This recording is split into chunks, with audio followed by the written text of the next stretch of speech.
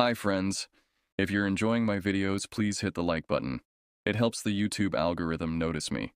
Now sit back, relax, and enjoy the story. The discovery occurred during early autumn of 2022, when the forests surrounding my rural hometown began their annual transformation. I consider myself a practical person, someone grounded in reality and skeptical of supernatural claims, though I maintain a scientist's openness to phenomena beyond current understanding.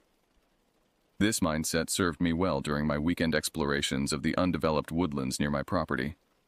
I had recently purchased a modest cabin approximately 30 miles from the nearest town, seeking respite from corporate life. The surrounding forest offered both recreation and tranquility, with established hiking trails that satisfied my initial curiosity. However, after several months of familiarity with these standard paths, I developed an interest in venturing beyond mapped territory. During a particularly clear Saturday morning in September, I noticed an unmarked trail veering northwest from the main pathway. According to my topographical maps, this area remained largely unexplored by recreational hikers. Equipped with my standard gear, compass, water supply, emergency provisions, communication device, and protective items, I documented my intended route before proceeding into this unfamiliar territory. The first mile presented typical deciduous woodland, consistent with the regional ecosystem I had come to know well. Oak, maple, and birch trees dominated the landscape, with undergrowth that indicated regular wildlife activity. Nothing suggested abnormality or reason for concern. I methodically noted distinctive landmarks and took periodic compass readings to ensure a straightforward return journey. Approximately 90 minutes into this exploration, the environment underwent a striking transition. The diverse hardwood forest abruptly yielded to an exclusive stand of pine trees. The demarcation appeared unusually precise, almost artificially so, as though someone had intentionally cultivated this monoculture.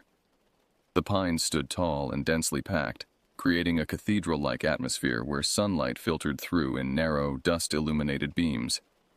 The transition affected more than visual perception. The acoustic properties changed dramatically. The forest floor, covered in fallen needles, absorbed sound in a manner that created an unnatural stillness. Even common woodland sounds, birds calling, small animals moving through underbrush, seemed strangely absent. The air carried a concentrated resinous scent that, while not unpleasant, possessed an intensity that suggested confinement rather than open woodland. Despite growing unease regarding this ecological anomaly, scientific curiosity compelled me to continue forward. I documented the coordinates of this boundary and proceeded with heightened attention to my surroundings. The uniformity of the pine forest created navigational challenges. Without distinctive landmarks, I relied more heavily on my compass and GPS tracking. After advancing approximately another mile into this homogeneous environment, I encountered the first inexplicable event. A child's voice pierced the unnatural silence. A girl, sounding approximately 8 to 10 years old, calling desperately for her father. The voice emanated from behind my position, characterized by panic that triggered an immediate protective response. I turned rapidly, expecting to find a lost child requiring assistance. Nothing appeared in my visual field. The space behind me contained only pine trees extending into shadowed distance. I called out a response, offering help and requesting the child's location. My voice seemed absorbed by the surrounding environment, traveling less distance than physics would suggest possible in an open woodland setting. After several attempts at communication yielded no response, I considered options. A lost child constituted a genuine emergency requiring action, yet the situation contained concerning inconsistencies. The voice had sounded close, within 20 yards by acoustic estimation, yet no visual evidence supported a human presence. Furthermore, this remote location made a child's presence highly improbable. The nearest residential area required crossing difficult terrain unsuitable for young hikers. I decided to continue forward while maintaining heightened awareness, reasoning that if someone genuinely needed assistance, they would likely call out again or attempt to locate the source of my response. Approximately 60 seconds later, as predicted, the child's voice recurred. This second auditory event contained identical linguistic content, the same words calling for daddy with the same inflection and emotional quality. However, the acoustic proximity had increased significantly. The voice now sounded approximately 10 yards closer than before, though again, visual inspection revealed no human presence. My discomfort intensified. The identical nature of the vocalization suggested a recording rather than genuine human communication, yet no technological source appeared evident. Additionally, the calculated movement pattern, approaching from behind rather than maintaining static position or moving randomly, suggested intentionality inconsistent with either a lost child or abandoned recording device. I increased my pace while maintaining my original direction, documenting the experience through voice notes on my phone while continuously scanning my surroundings. The environmental characteristics remained consistent as I progressed deeper into the pine forest. Sunlight diminished as the canopy thickened overhead, creating a premature twilight effect despite the mid-afternoon hour. Temperature decreased noticeably, approximately 5 degrees based on my equipment readings, without corresponding weather changes or elevation differences that would explain such variation. Precisely 118 seconds after the second auditory event, the child's voice manifested again. This third occurrence demonstrated two significant changes. First, the acoustic proximity suggested a position directly behind me, within arm's reach. Second, the emotional quality had intensified, with vocal characteristics suggesting extreme distress rather than mere confusion. I executed an immediate, complete rotation while simultaneously stepping backward. The physical space around me remained devoid of visible presence. No movement disturbed the pine needles covering the forest floor. No disruption appeared in the air that would suggest a recently vacated position.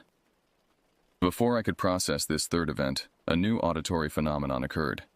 A male voice, deep, measured, and addressing me directly, spoke from an approximate position 2 feet to my right. The voice made a statement regarding my presence in his forest, though the exact wording became difficult to recall in subsequent analysis. This development transformed my scientific curiosity into genuine concern for personal safety. The calculated positioning of these auditory events, behind and beside me, progressively closer, never visible, suggested a deliberate attempt to disorient and intimidate rather than genuine communication. I unsheathed my tactical knife, a standard safety precaution for wilderness exploration rather than an intended weapon, and initiated an immediate retreat, maintaining a backward-facing position while establishing fastest possible movement toward my entry point. My physical dimensions and military background typically provide confidence when facing uncertain situations. However, this experience generated a psychological response disproportionate to tangible threat evidence. The violation of established physical laws, sounds without sources, voices without bodies, created a fundamental disruption of reality that intellectual preparation cannot adequately address. My retreat required navigational precision despite emotional distress. The homogeneous environment offered minimal distinctive features for orientation, making compass readings essential despite the urgency of departure. I maintained awareness of directional integrity while executing a controlled evacuation at maximum sustainable speed. Approximately 45 seconds into this withdrawal, acoustic phenomena intensified in both frequency and complexity. The child's voice continued at intervals of approximately 15 seconds, maintaining position directly behind me regardless of my movement speed or directional changes. The male voice established a similar pattern to my right side, now accompanied by audible footsteps that synchronized with my own movement, but remained visually unverifiable. Additional sound elements manifested in succession. Whispered conversations at the threshold of audibility. Something substantial moving through underbrush that should not have existed in this needle-covered environment. Metallic scraping reminiscent of tools or implements being dragged across hard surfaces. These acoustic events demonstrated strategic positioning, creating a hemispheric pattern around my forward path that suggested choreographed movement by multiple entities. The effect generated psychological pressure to deviate from my chosen evacuation route, potentially driving me deeper into the pine forest rather than toward its boundary. I recognized this pattern as consistent with predatory herding behavior, where coordinated actions by multiple agents direct prey movement toward predetermined destinations. This recognition reinforced my commitment to maintain my established course, regardless of psychological discomfort. The physical environment began exhibiting subtle alterations that complicated navigation. Light conditions deteriorated beyond expected forest canopy effects, creating a premature darkness that challenged visual orientation. Temperature continued decreasing without environmental justification. Most concerning, Familiar landmarks noted during my inward journey appeared altered or absent upon return, requiring exclusive reliance on compass readings rather than visual confirmation. Despite these compounding challenges, I maintained forward progress while implementing controlled breathing techniques to manage physiological stress responses. My military training provided valuable protocols for maintaining operational effectiveness during high-stress scenarios, though this situation exceeded established parameters for wilderness emergencies. After approximately 17 minutes of sustained movement through increasingly hostile conditions, I detected environmental changes indicating proximity to the pine forest boundary. Light quality improved incrementally, temperature began normalizing. Acoustic properties demonstrated reduced absorption characteristics consistent with transitioning to mixed forest. These promising indicators coincided with escalation in unexplained phenomena. The auditory events increased in volume and frequency, creating an overlapping pattern that approached continuous sound. The content evolved from discrete communications to a composite of human and non-human vocalizations, crying, whispering, and sounds reminiscent of distress without being identifiably human. Most significantly, tactile sensations joined the auditory phenomena. Something brushed against my shoulder with sufficient pressure to create physical displacement of my clothing. Similar contact occurred against my lower back and the posterior aspect of my right leg in rapid succession. Each contact point experienced a localized temperature drop that persisted for several seconds after the initial sensation. These physical contacts occurred simultaneously with the most proximate auditory events, creating a multi-sensory experience that severely tested my psychological resilience. The absence of visual confirmation for these physical interactions created a cognitive dissonance that threatened to overwhelm rational thought processes. I increased my pace to maximum sustainable speed, prioritizing directional accuracy while accepting increased risk of environmental hazards such as unseen obstacles or terrain irregularities.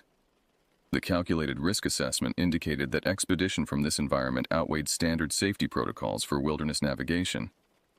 As I approached the estimated boundary between pine forest and normal woodland, the combined phenomena reached peak intensity. The soundscape transformed into a continuous, overlapping pattern of voices and non-vocal sounds that approached overwhelming volume. Physical contacts occurred at intervals of approximately 3 seconds, creating an almost continuous sensation of being handled by multiple entities simultaneously. The environmental lighting reached minimum visibility thresholds despite the mid-afternoon hour. Temperature decreased to a level that produced visible vapor with each exhalation. Most concerning, the visually perceptible path ahead appeared to shift and reconfigure in ways that contradicted physical possibility, suggesting either environmental manipulation or significant perceptual distortion. The precise moment of transition between pine forest and normal woodland occurred with unexpected abruptness. One step brought me from conditions of near darkness, substantial cold, and continuous multisensory phenomena into standard forest conditions, normal lighting, seasonal temperature, and complete cessation of unexplained events. The transition created a sensory shock that momentarily disrupted cognitive processing. The sudden absence of stimuli that had reached overwhelming intensity created a vacuum-like experience where normal environmental conditions temporarily registered as insufficient or incomplete. I maintained forward movement while conducting rapid self-assessment for physical injuries or physiological abnormalities. Despite the tactile sensations experienced within the pine forest, no evidence of physical contact remained. No marks on skin, no damage to clothing, no residual materials transferred from another entity. Body temperature normalized rapidly despite the extreme cold experienced moments before. Cognitive function stabilized within approximately 90 seconds of crossing this threshold. I conducted comprehensive environmental assessment to confirm return to standard woodland conditions and verify directional accuracy toward my entry point. All measurements indicated normal conditions consistent with typical regional forest environments, with no evidence of the anomalies experienced within the pine stand. Once basic safety parameters were established, I documented key observations through detailed voice recordings, including timestamps, geographic coordinates, and sequential reconstruction of events, while memory remained fresh. This documentation process served dual purposes of creating a reliable record and reestablishing normal cognitive patterns through structured analytical activity. Despite rational assessment indicating complete cessation of anomalous phenomena, I maintained elevated vigilance throughout the remainder of the extraction route. The abrupt transition between conditions raised significant questions regarding the boundary's stability and the potential for phenomena to extend beyond the visually distinctive pine forest. The remaining journey to my original entry point proceeded without further incident. Standard forest conditions prevailed throughout, with expected wildlife activity, normal acoustic properties, and consistent environmental parameters. The familiar landmarks previously noted during initial approach appeared in expected sequence and condition, confirming reliable navigation. Upon reaching my transportation, a dual-sport motorcycle suitable for both paved roads and reasonable off-road conditions, I conducted thorough equipment assessment before departure. All items remained in original condition, without unexplained alterations or damages. The vehicle started without difficulty and performed according to specifications. The return journey to my residence provided essential decompression time while maintaining necessary focus on operational safety. I deliberately engaged analytical thought processes, reviewing events in sequential order and categorizing phenomena according to sensory channels, intensity progression, and spatial relationships. This preliminary analysis yielded concerning patterns. The phenomena demonstrated apparent intelligence through strategic positioning, escalation relative to my responses, and coordinated sensory elements. More significantly, the events exhibited knowledge of effective human psychological pressure points, exploiting established fear responses to absence of visual confirmation, strategic use of child distress signals, and calculated escalation patterns that maximized disorientation. Upon reaching my residence, I implemented standard security protocols while conducting a thorough review of documentation collected during the event. I transferred voice recordings to redundant storage, created written transcriptions, and developed preliminary event mapping that correlated phenomena with geographic positions. Despite extensive analysis, rational explanations remained elusive. Environmental factors such as gas pockets, infrasound, or unusual electromagnetic fields could potentially explain isolated elements, but failed to account for the integrated, apparently responsive nature of the complete experience. Psychological factors including situational stress responses, pareidolia, or sensory processing anomalies offered partial explanations, but could not reasonably account for the consistent patterns and multisensory integration observed. In the days following this incident, I conducted extensive research regarding both the specific geographic location and similar reported phenomena. Local historical records indicated no specific anomalies associated with the area, though I noted the relative absence of development or regular human activity in that precise location, despite surrounding land being utilized for various purposes. Environmental analysis using publicly available data showed no obvious geographical, geological, or ecological factors that would explain the distinctive pine monoculture or the phenomena experienced within it. Regional folklore contained limited references to areas of forest considered unwelcoming or disorienting, but nothing that aligned precisely with my experience or location. Scientific literature offered various potential explanations for isolated elements of my experience. Infrasound at specific frequencies can produce anxiety, disorientation, and sensations of presence. Certain environmental toxins, particularly fungal spores present in forest environments, can induce temporary perceptual alterations. Geomagnetic anomalies can affect brain function in ways that produce sensory disturbances. However, these potential explanations failed to account for the apparent intelligence behind the phenomena, the strategic positioning, the escalation patterns correlated with my responses, and the integrated multisensory nature of the experience. These aspects suggested either an unidentified natural phenomenon of extraordinary complexity or intentional agency behind the events. The implications of this experience extend beyond personal curiosity into domains of scientific significance. If the phenomena resulted from natural causes, they represent potentially undocumented interactions between environmental factors and human perception that merit formal investigation. If some form of intelligent agency was involved, the implications become considerably more profound. I have not returned to the location since this incident. While scientific curiosity suggests value in further investigation, risk assessment indicates that additional exposure without comprehensive monitoring equipment and personnel support would constitute an unacceptable safety hazard. Furthermore, the psychological impact of the experience, while manageable through rational analysis, created a residual caution that influences decision-making regarding the specific location. I present this account not as evidence of supernatural occurrence, but as documentation of unexplained phenomena that challenge conventional explanations. My experience in the pine forest represents one of many anomalous events that exist at the boundaries of current understanding, neither conclusively natural nor definitively supernatural, but residing in the uncertainty space that drives scientific inquiry forward. Whatever created these experiences, whether environmental factors, psychological responses, or something beyond current classification, the pine forest remains a location where expected physical rules appeared suspended and where something demonstrated awareness of human presence in ways that defy simple explanation.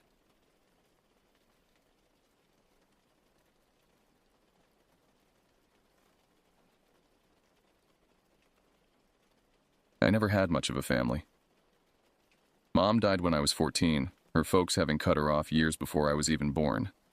Dad spiraled after her death, in and out of psychiatric hospitals before he eventually took his own life when I was 19.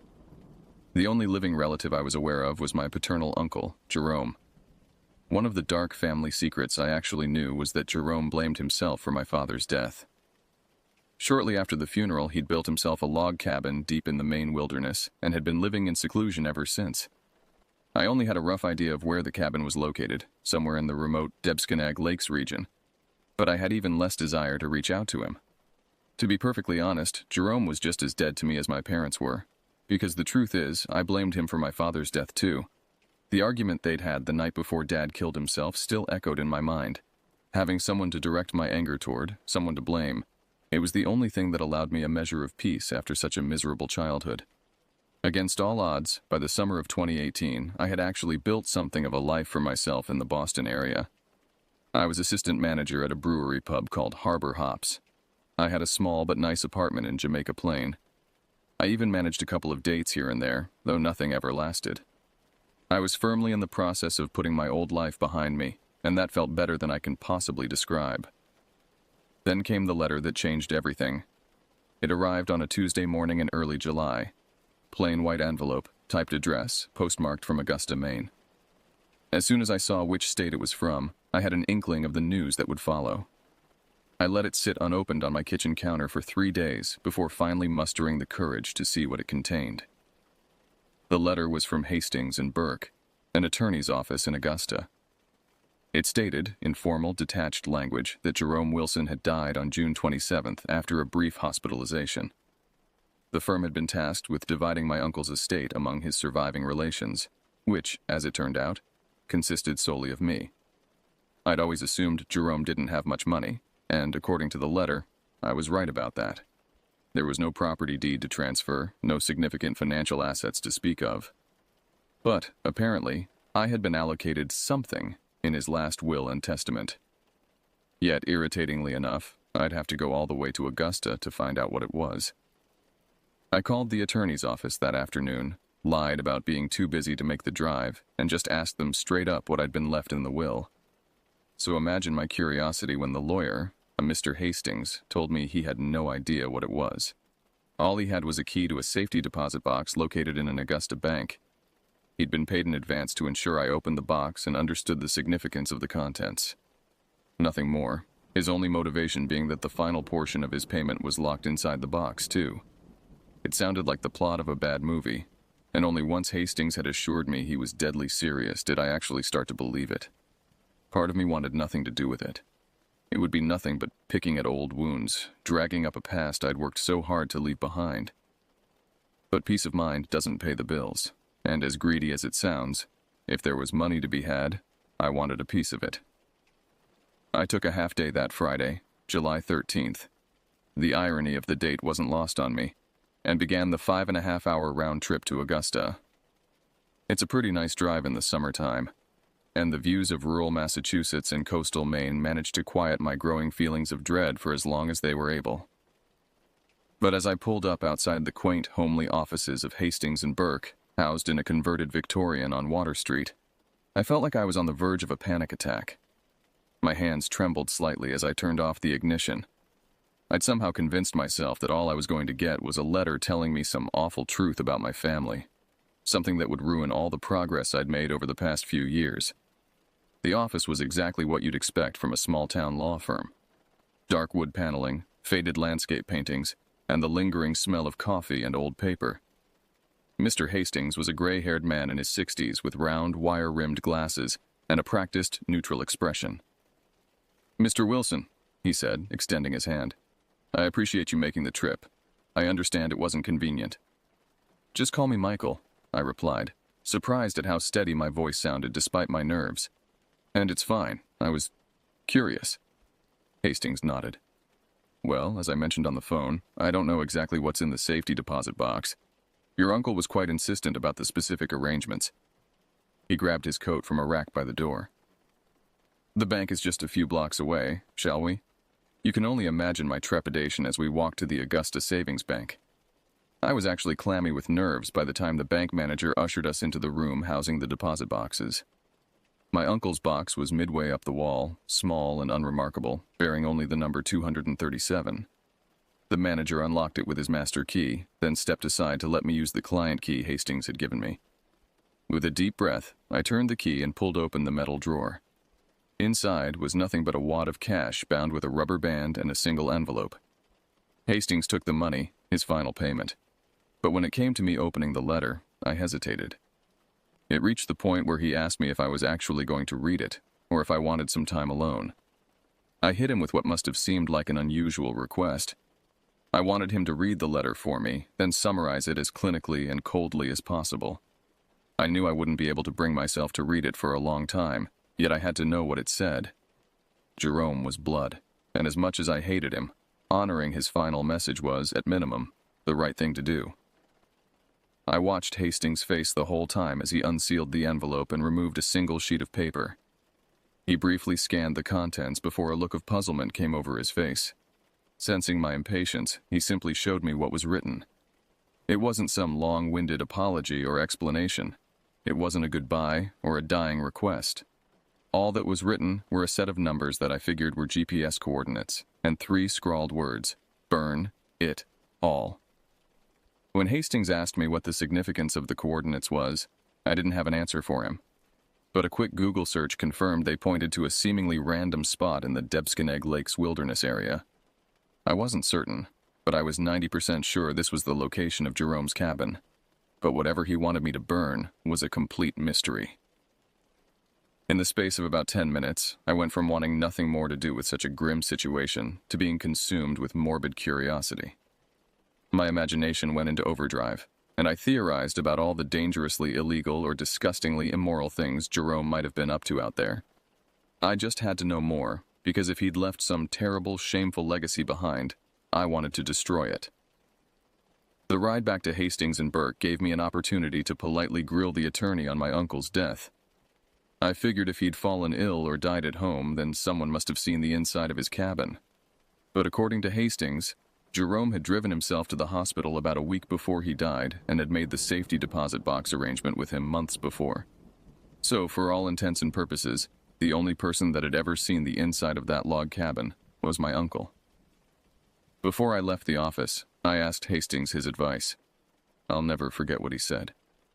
Well, as my grandfather used to say, sometimes things bury you if you don't bury them first. He was right. I couldn't lose any more sleep over this nonsense. It had nearly killed me once before, and there was no way I was going to let that happen again. It was clear what needed to be done. I'd drive out to that cabin, do my uncle one last favor, and burn whatever horrible truth it contained to ashes. I spent the drive back to Boston making plans. I'd need to take Monday and Tuesday off work, which meant calling my boss, Kirsten, with some excuse about a family emergency, which wasn't entirely untrue. I'd need supplies: gasoline, matches, good hiking boots, insect repellent, a compass, first aid kit, and enough food and water for at least a day in the wilderness. As I drove, the endless trees along I-95 seemed to watch me pass, like silent sentinels harboring some dark knowledge I wasn't privy to. The rational part of my brain told me I was being ridiculous, that this was just a strange errand from a disturbed old man. But a deeper, more primal part of me felt a growing sense of dread. By the time I got back to my apartment, it was past 9 p.m. I should have been exhausted, but my mind was racing. I opened my laptop and began researching the Debskineg Lakes wilderness area. Located just south of Baxter State Park, it's one of the largest roadless areas in the Northeast, encompassing nearly 50,000 acres of forest, lakes, and ponds. The name Debskineg comes from a Native American word meaning carrying place, referring to the portage routes between lakes. The area is remote, rugged, and largely untouched by human development. Perfect for someone who wanted to disappear. I plotted the coordinates on a topographical map.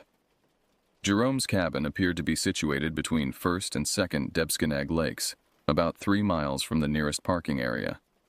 It wouldn't be an easy hike, especially carrying supplies for a controlled burn, but it was doable in a day. As I researched, my phone buzzed with a text from my colleague, Will. "Everything okay? Kirsten said you had to leave early." I typed back, "Family stuff? Nothing major. Back Monday." A lie. I wouldn't be back Monday. By Monday, I planned to be standing in the ashes of whatever dark legacy my uncle had left behind. I spent Saturday gathering supplies. At the hardware store, I bought a 5-gallon gas can, waterproof matches, a heavy-duty flashlight, and a compass. At the sporting goods store, I found a decent pair of hiking boots, a backpack, and some lightweight, quick-dry clothes. The clerk gave me a strange look when I asked about the best trails in the Debskineg area, but didn't press for details. That night, I barely slept. Every time I closed my eyes, I saw those 3 words: burn it all. What could be so terrible that it needed to be completely destroyed? What had Jerome been doing out there all these years? By Sunday morning, I was already on the road north, the trunk of my car loaded with supplies. I planned to check into a motel near Millinocket, the closest town to the wilderness area, then set out at first light Monday morning. But 8 hours of sleep proved to be rather ambitious. When the clock on the motel wall ticked over to 2 a.m., I figured a better use of my time would be to scour Google Maps for the best route to the cabin. I studied the terrain, looking for streams to cross and hills to climb, trying to anticipate any obstacles I might face. By the time the first slivers of dawn began to creep onto the horizon, I was packed up and ready to go. I didn't figure I'd need much beyond what I'd already prepared: a jerry can of gas, waterproof matches, basic survival gear, and my printed maps. With an extra-large gas station coffee in my drink holder, I was ready for the hour-long drive to the trailhead. The entire drive, those 3 words echoed in my skull: burn it all. I've never been so consumed with curiosity in all my life. It was an ache, like that feeling when you hold your breath for too long and just need to let it all out. I had to know how Jerome had been living for the past 30 years and what it was he wanted me to burn. But to explore that cabin would be to risk my sanity when I could just burn the thing to the ground, walk away, and go on living. I tried so hard to make up my mind, but the truth is, I didn't know what I was going to do until I was face to face with that old, rotting cabin, face to face with the truth. The Golden Road, which leads into the heart of Maine's North Woods, is aptly named. In the early morning light, the dirt and gravel surface took on an amber hue, stretching before me like a ribbon into the unknown. The road was originally built by the paper companies to transport timber, but now serves as the main access point for recreation in this remote region. I passed only 2 other vehicles during the entire drive: a pickup truck with a canoe strapped to the top, and a Forest Service vehicle heading in the opposite direction. The isolation was palpable, a heavy weight pressing down on me as the miles of unbroken forest rolled by. When I reached the small parking area near the trailhead, I was the only one there. I double-checked my supplies, transferred the gasoline to 2 smaller containers that would be easier to carry, and locked the rest of my gear in the trunk. With my backpack filled with essentials and a printed map in hand, I set off into the woods. The trail started out well-marked, a narrow path winding through towering spruce and fir trees. The morning was cool and damp, with fog clinging to the forest floor and dripping from the branches overhead. My footsteps were muffled by a thick carpet of pine needles, creating an unsettling silence broken only by the occasional call of a bird high in the canopy. According to my map, I needed to follow this main trail for about 2 miles before turning north on a less traveled path that would eventually lead me to the vicinity of the coordinates. From there, I'd have to navigate by compass. The first hour of hiking was uneventful. The well-maintained trail made for easy walking, and I made good time despite the weight of my pack. But as I ventured deeper into the wilderness, the atmosphere began to shift. The trees grew closer together, blocking out more of the sunlight. The underbrush became thicker, more tangled. And there was something else, a strange feeling that I was being watched. I told myself it was just nerves, the natural unease that comes from being alone in an unfamiliar forest. But I couldn't shake the sensation of eyes tracking my movement, hidden among the shadows between the trees. When I was almost certain I was within walking distance of the coordinates, I veered off the trail as planned, heading northwest through increasingly dense forest. I had to check my compass frequently to stay on course, and progress became slower as I navigated around fallen trees and patches of swampy ground. About 30 minutes into this more challenging terrain, I began to notice something unusual about the area's flora, and it wasn't long before one particular sight stopped me dead in my tracks. There, lying in the dirt in front of me, was what looked like a cross between a pile of ground beef and a human brain. At first glance, I didn't think it was living, or at least once living, flesh.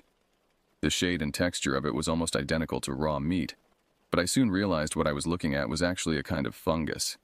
I later discovered it to be Gyrometra esculenta, more commonly known as false morel or brain fungus. Although it can be highly poisonous, it's not an uncommon sight in northeastern forests.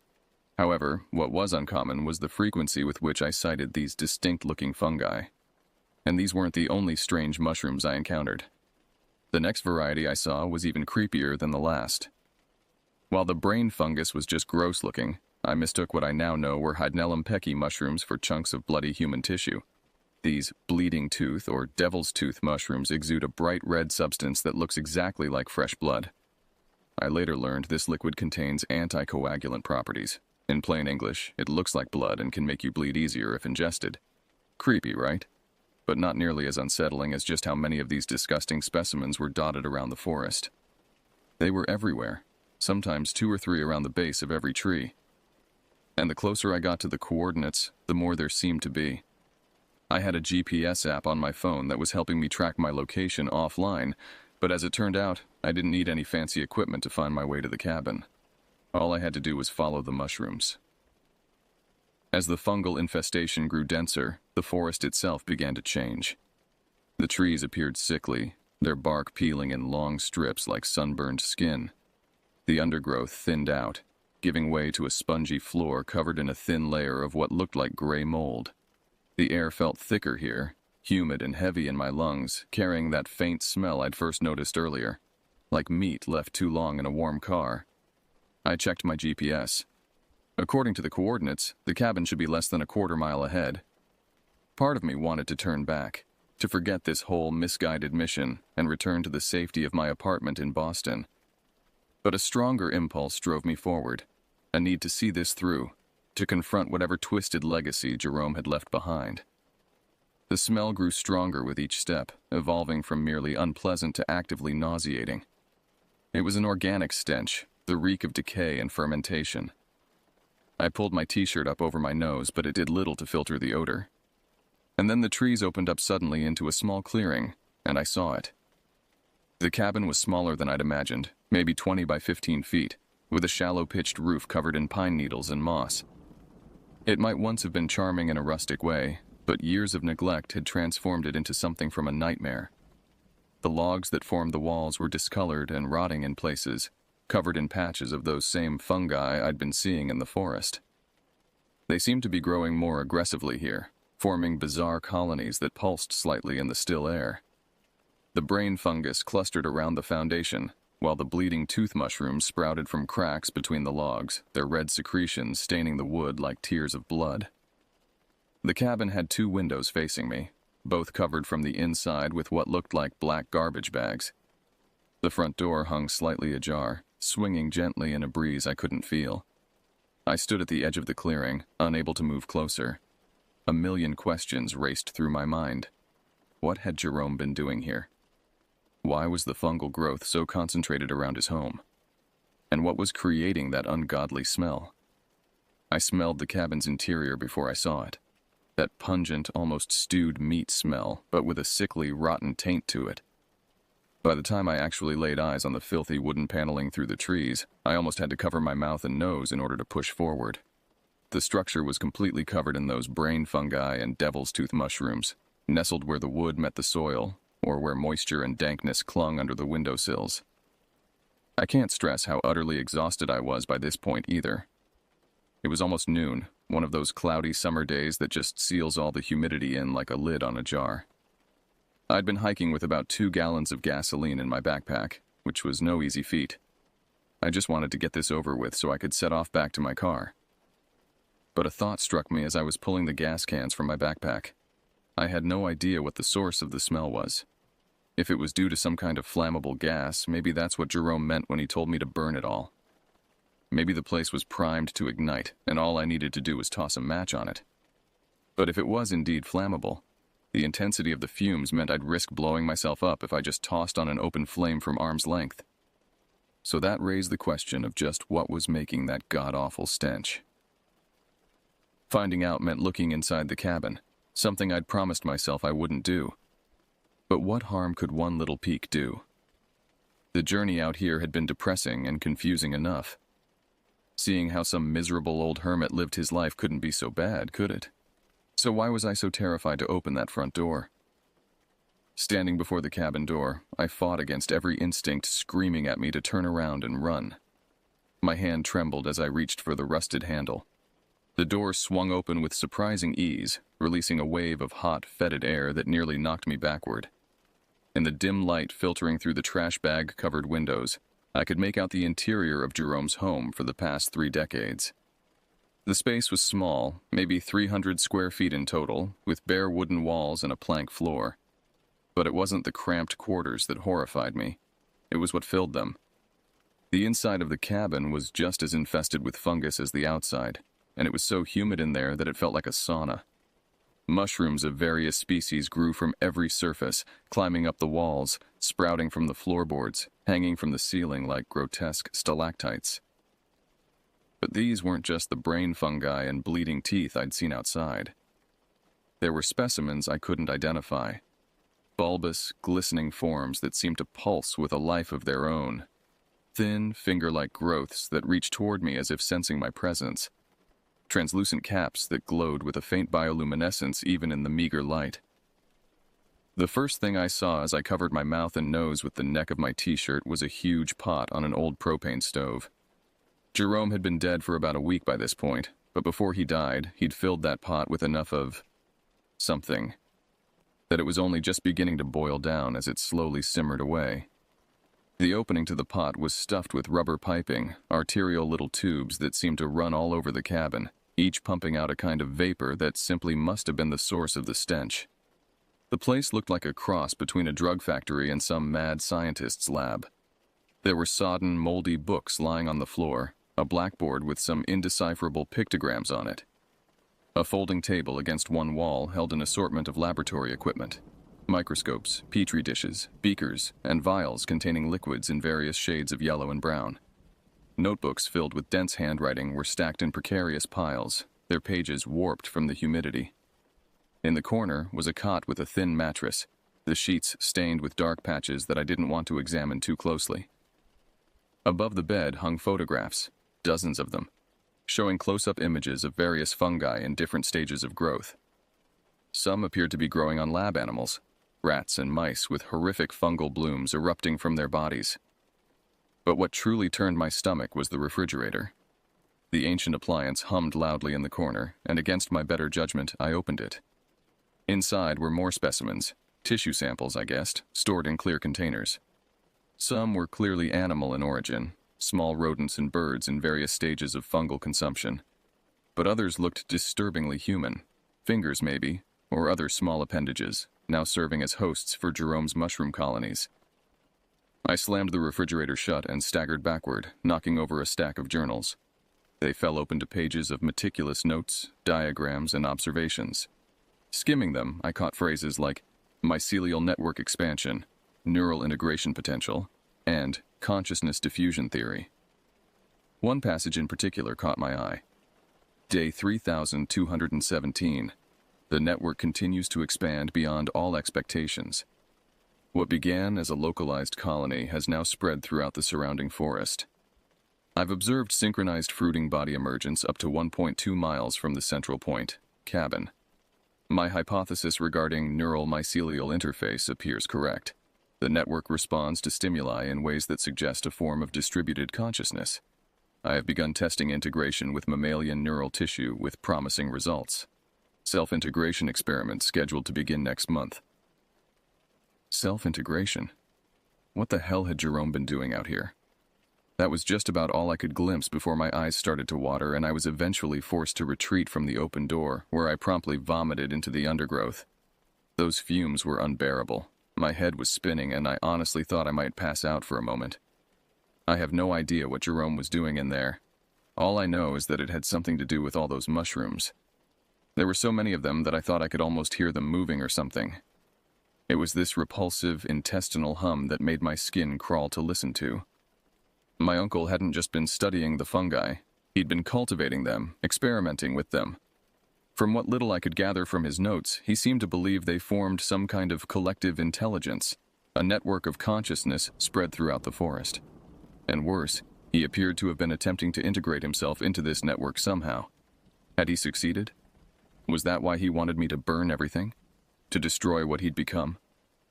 I stumbled away from the cabin, gasping for fresh air that didn't exist in this fungal-choked clearing. My vision swam, and for a moment I thought I saw movement among the trees at the edge of the clearing. Not the motion of animals or wind, but a rippling, as if the entire forest was breathing in unison. I knew then what I had to do. After I collected myself, I wrapped my shirt around my face to create a makeshift respirator, then set about emptying the contents of the gas cans all over the outer walls of the cabin. I made sure to soak the base thoroughly, where the brain fungi clustered most densely, as well as the roof and door. As I worked, I couldn't shake the feeling that I was being watched. Not by eyes exactly, but by something more diffuse, a distributed awareness that permeated the very air around me. The forest had fallen completely silent. No birds called, no insects buzzed, no leaves rustled. It was as if everything was holding its breath, waiting. I saved the last of the gasoline for the interior. Steeling myself, I entered the cabin one final time, splashing the accelerant over Jerome's equipment, his notes, his bed, and especially that simmering pot with its network of tubes. The fumes made me dizzy, but I forced myself to be thorough. Whatever was in here needed to be completely destroyed. As I backed out of the cabin, I noticed something I'd missed before. A small metal box tucked under the cot.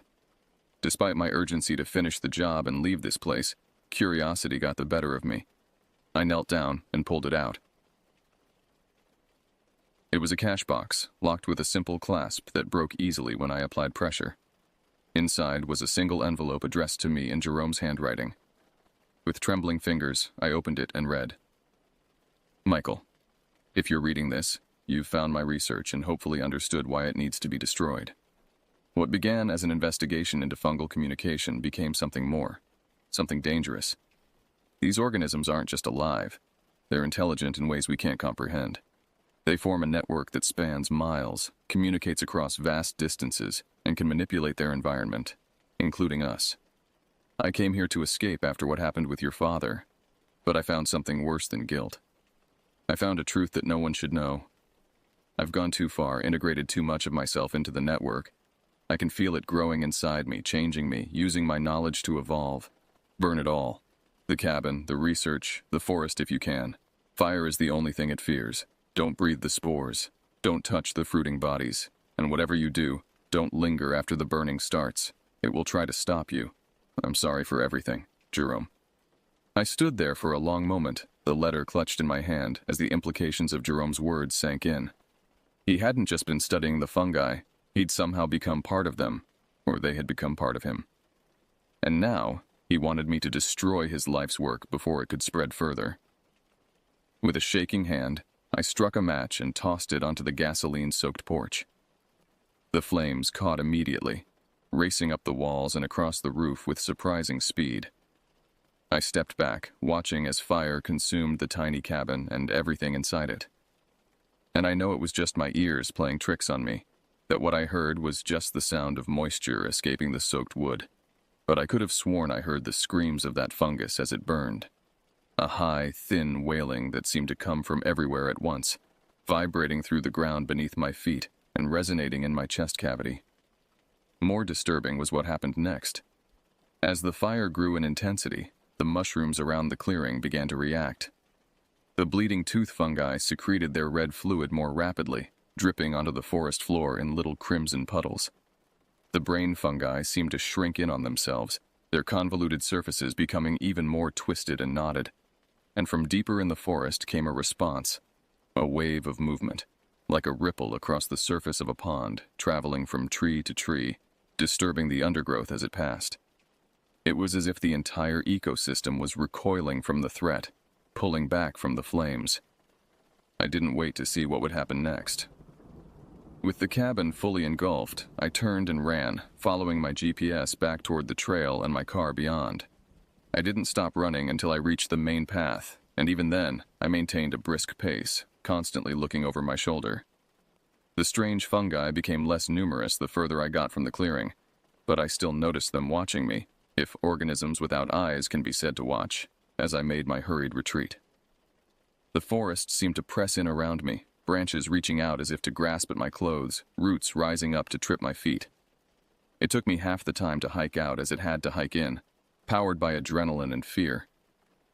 When I finally reached my car, I threw my pack in the trunk, jumped behind the wheel, and locked the doors. Only then did I allow myself to breathe.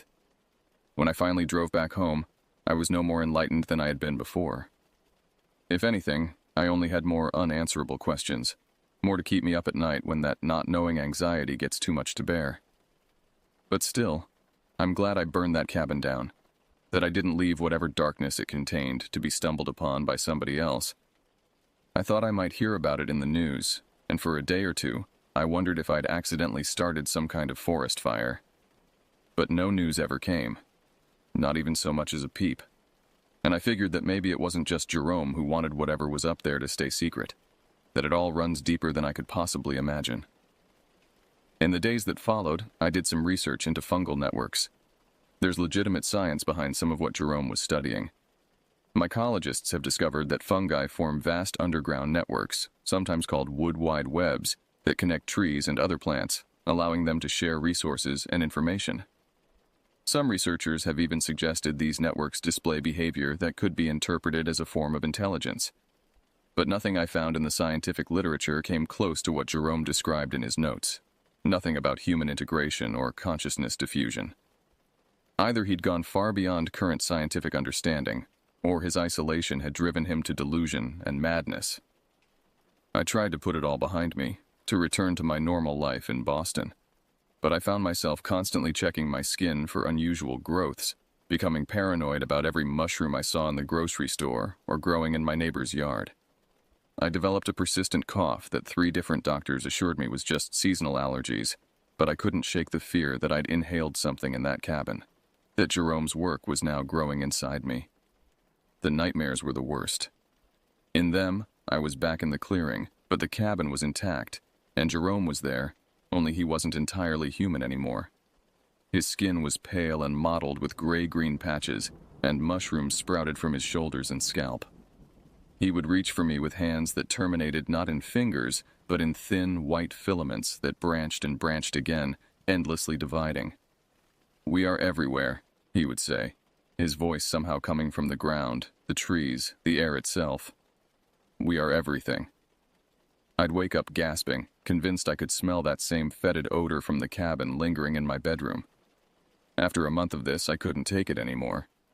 I requested a transfer to Harbor Hops' San Diego location, as far from the forests of New England as I could get while keeping my job. To my relief, the company approved, and by September, I was settling into a small apartment near Ocean Beach, where the dry, salty air seemed to cleanse my lungs and clear my head.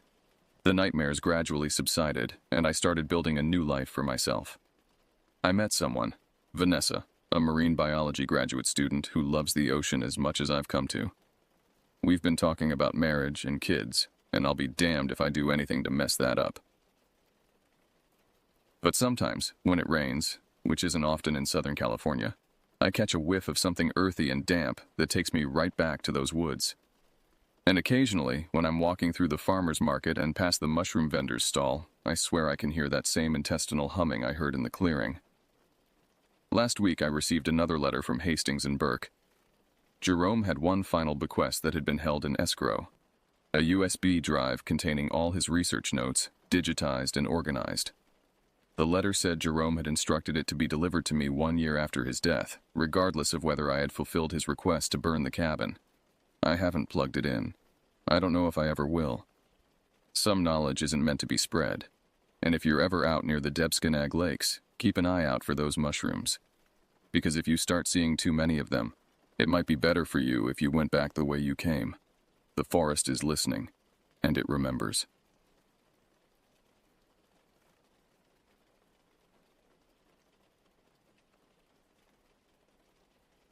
The financial advisor's email sat open on my laptop, its words burning into my retinas like acid.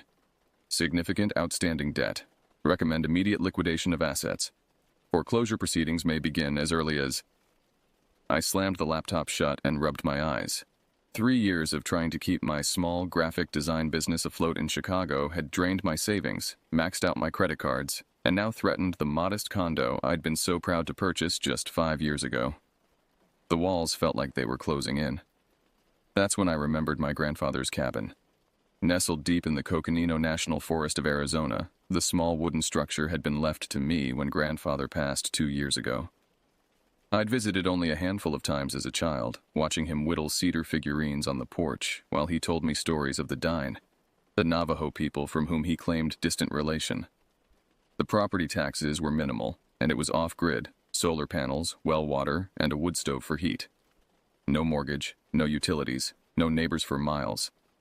Perhaps it was time to disappear for a while. Clear my head, figure out my next move. 3 days later, I pulled my decade-old Honda Civic down the barely discernible dirt road that led to the cabin. The afternoon sun filtered through towering ponderosa pines as dust billowed behind my vehicle. I hadn't been here since the funeral, and seeing the small A-frame structure emerge from the tree line sent a ripple of nostalgia through me. The cabin looked smaller than I remembered. Just a single room with a loft bedroom accessible by ladder, a modest kitchenette, and a bathroom addition my grandfather had built in the 90s. The porch sagged slightly, and the dark green paint had faded to a weathered gray. I'd need to do some maintenance, but it was solid. It was mine. I spent that first evening unpacking, sweeping out dead flies, and coaxing the wood stove to life against the mountain chill. The familiar scent of pine and cedar filled the space as I heated a can of soup on the ancient propane stove. Grandfather's books still lined the small shelf. Field guides to local flora and fauna, volumes on Navajo traditions, and dog-eared Louis L'Amour westerns. That night, I crawled into the sleeping bag I'd laid across the loft's thin mattress and listened to the forest sounds through the partially open window. Wind in the pines. An owl's distant call. The occasional rustle of something small moving through the underbrush. Sleep came quickly, but sometime in the darkness, I jerked awake. The cabin was silent. Too silent. The night creatures had gone quiet. I lay still, straining to hear anything beyond my own breathing. Then it came, a soft scraping against the cabin's exterior wall. Too deliberate to be a branch, too rhythmic to be an animal. It sounded like fingernails. I froze, heart hammering against my ribs as the sound moved slowly along the wall, circling toward the door. The old lock wouldn't hold against a determined intruder. I'd seen no other vehicles, no evidence of other people for miles. Who could be out here? The scraping stopped at the front door. Silence stretched for what felt like hours. Then, barely audible, 3 soft knocks. I didn't breathe, didn't move. 3 more knocks, slightly louder. The cabin's interior was pitch black. I couldn't see my hand in front of my face, let alone reach for my phone to call for help. Not that there would be service out here anyway. The doorknob rattled gently. "Hello?" a voice called softly. It sounded wrong, like someone trying to mimic human speech without understanding how vocal cords work. "I saw your light earlier. I'm lost. Can you help me?" My grandfather's warnings echoed in my memory. "Ayanna, never open your door at night, no matter what you hear, no matter what they say." I remained silent, barely breathing, as the voice called again, this time with a slight shift in pitch. Almost like it was trying different frequencies to see which might draw a response. "Please, I'm hurt. I just need to use your phone." The doorknob rattled again, more insistently. Then the scraping resumed, moving away from the door and toward the window directly below my loft. I heard a soft thud as something pressed against the glass. I closed my eyes tightly and repeated the protection prayer my grandfather had taught me as a child. Whether from exhaustion or some merciful defense mechanism, I eventually drifted back to unconsciousness. When morning light filtered through the windows, I found no footprints in the soil around the cabin. But carved into the wooden doorframe, fresh and raw, was a symbol I recognized from my grandfather's books: the Navajo warning sign for Skinwalker. Morning brought a deceptive peace.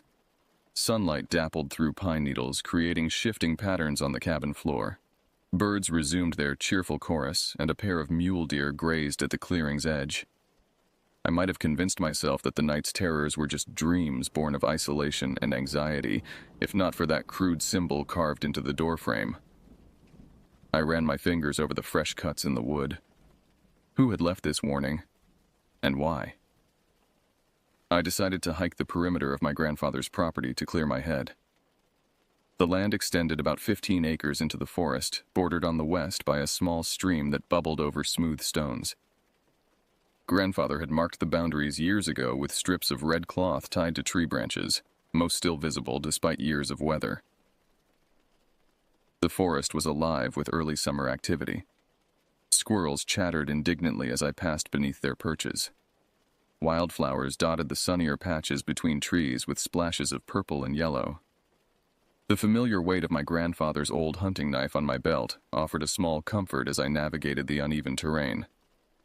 It was near the northern boundary, where the land sloped upward toward a rocky outcropping, that I found the first anomaly: a circle of stones, perhaps 3 feet in diameter, with what appeared to be charred animal bones arranged in its center. The arrangement was too deliberate to be natural, too recent to be ancient. I knelt to examine it more closely, noticing small objects woven into the surrounding grass: feathers, bits of colored thread, tiny fragments of reflective material that caught the sunlight. My skin prickled with goosebumps despite the warm day. A twig snapped in the forest behind me. I spun around, hand instinctively gripping the knife handle. Nothing moved in the trees. No birds called. The forest had gone silent again. "Hello?" I called, immediately regretting breaking the silence. The response came as a low, guttural sound, not quite human, not quite animal, from somewhere among the shadows between distant trunks. I squinted, trying to make out a shape, but the dappled forest light played tricks on my eyes. Then I saw it. A figure standing motionless perhaps 50 yards away. Human-shaped but wrong somehow, its proportions slightly off. It stood unnaturally still, partially obscured by a pine trunk. I blinked, and it was gone. Heart racing, I backed away from the stone circle and began moving quickly toward the cabin, fighting the urge to run outright. Running triggers predatory instincts, my grandfather's voice reminded me. Always walk away calmly. I was halfway back when the smell hit me, like rotting meat and wet fur, so strong it made my eyes water. It seemed to come from everywhere and nowhere at once, hanging in the still air. The trees ahead rustled, though there was no wind. Something was pacing me, moving parallel through the forest, just out of clear sight. I caught glimpses of movement, flashes of something dark and swift between tree trunks. The smell grew stronger.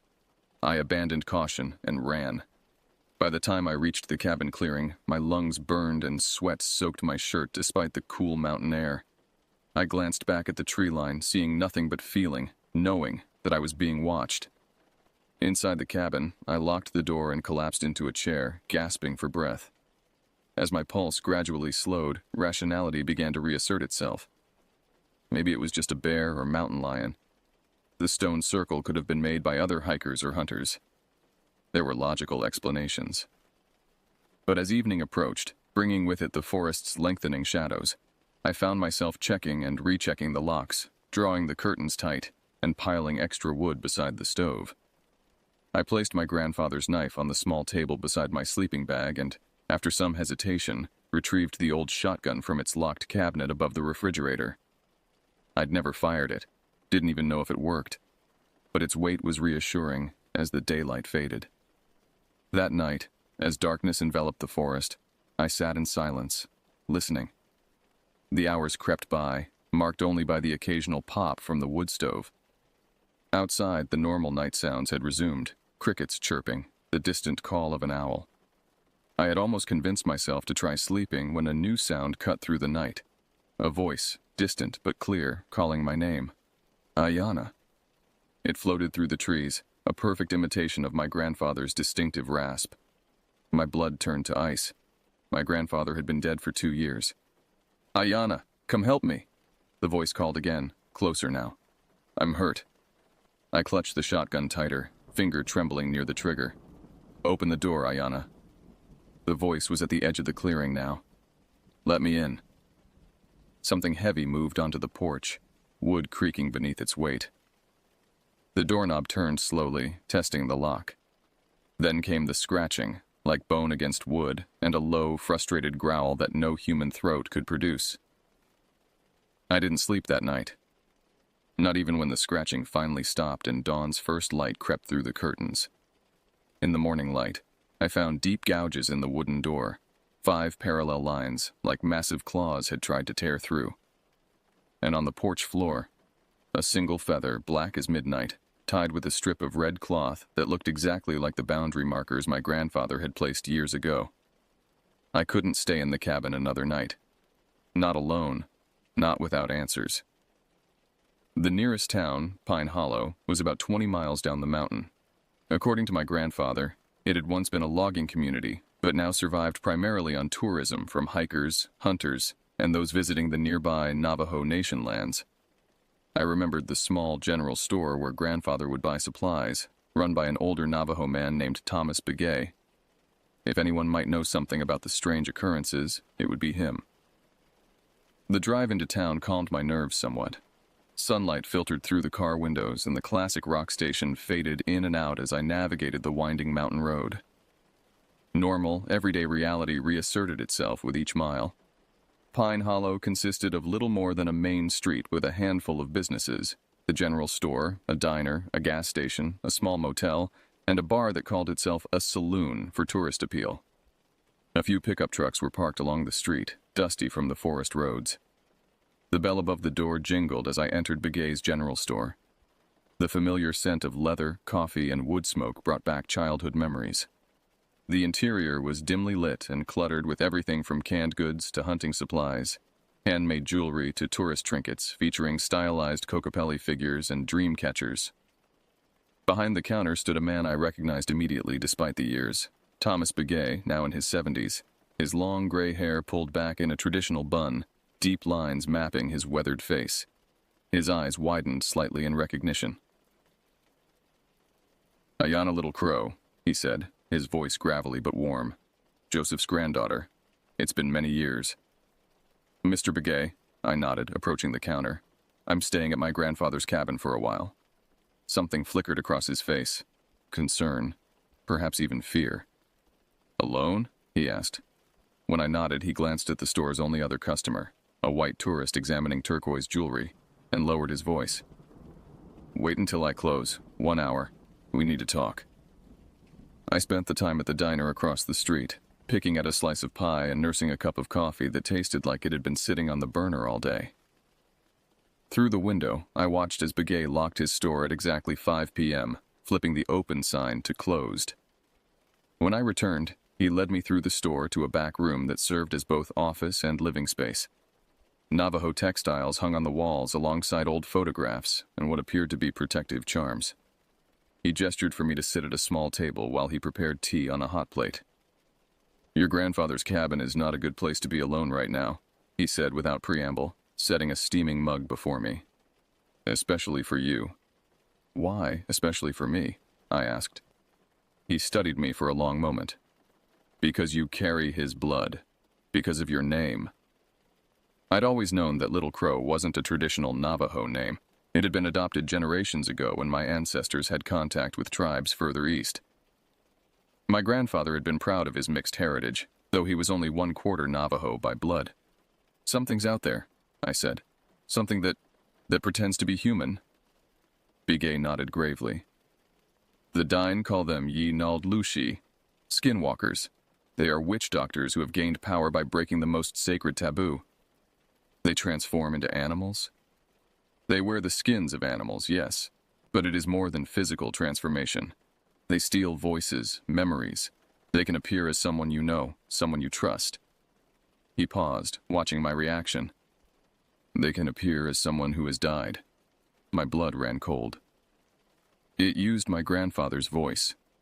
Bigay closed his eyes briefly. Joseph knew about them. He protected that land for many years. There are boundaries they cannot cross, symbols they fear. The red cloths tied to the trees. Yes, and other protections. He reached into a drawer and withdrew a small leather pouch. Your grandfather asked me to give you this if you ever came back to stay at the cabin. I think he knew. The pouch contained a silver pendant on a leather cord, a complex symbol etched into its surface, along with a small jar of what appeared to be ash mixed with herbs, and a folded paper with handwritten instructions.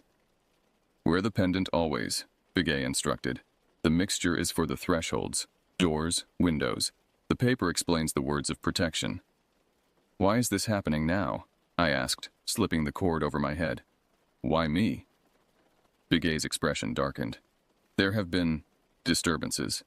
The old borders between worlds are weakening, and there are those who seek power by serving the Yi Nald Lushi. You mean people? Human beings? He nodded grimly. A group has been conducting rituals in these forests. Outsiders mostly, playing with forces they don't understand. But there are others, those who have turned from our ways, who seek the dark path. The stone circle I found. Where? He asked sharply. I described its location near the northern boundary of my grandfather's property. They are testing the protections your grandfather placed, Bigay said, probing for weaknesses. He hesitated, then added, There is something else you should know. Your grandfather was not just defending that land. He was containing something. Containing what? A doorway, a thin place between worlds. The Skinwalkers seek access to what lies beyond it. He leaned forward. Ayana, you should not stay there alone. The protections are failing without your grandfather to maintain them. I have nowhere else to go, I admitted, explaining my financial situation. Bigay was silent for a long moment. Then you must restore the boundaries, strengthen what remains of the protections. He reached for the paper in my hands. These instructions are incomplete. Your grandfather, he would have told you the rest when the time was right. For the next hour, Bigay taught me what I needed to know. The symbols to refresh, the materials to gather, the words to speak. As dusk approached, he walked me to my car, pressing a shotgun shell filled with a mixture of salt, silver shavings, and herbs into my palm. If it comes to it, he said quietly, this might buy you time. But remember, they cannot be killed by conventional means. They can only be driven back. As I drove back up the mountain, darkness fell completely. The headlights illuminated only a narrow tunnel of road ahead, with the vast forest pressing in on all sides. Every shadow seemed to move. Every rustle in the underbrush made me flinch. I was less than 5 miles from the cabin when my headlights caught a figure standing in the middle of the road. A tall, thin man with his back to me, perfectly still despite my approach. I slowed, heart pounding. The figure didn't move. As I drew closer, it turned slowly to face me. It wore my grandfather's face, but wrong. The features stretched too wide, the eyes too dark and empty. Its mouth opened in a smile that extended far beyond the corners of a human mouth should allow. I slammed on the brakes as it took a step toward my car. I reversed so quickly the tires squealed on the asphalt. The figure, the thing wearing my grandfather's distorted face, stood motionless in my receding headlights, that impossible smile still stretching its features. Then, as I shifted back into drive to turn around, it dropped to all fours with a movement no human body could achieve and skittered into the forest with terrifying speed. My hands shook so badly I could barely grip the steering wheel. Logic screamed at me to keep driving, to put as much distance between myself and these mountains as possible. But where would I go? Back to Chicago in financial ruin? To sleep in my car until the bank repossessed it too? And more importantly, could I outrun this thing? Or would it follow me, hunt me no matter where I fled? I remembered Bigay's words. Your grandfather was containing something. If I abandoned the cabin, would the doorway my grandfather had been protecting be left completely vulnerable? What might come through if the last of the protections failed?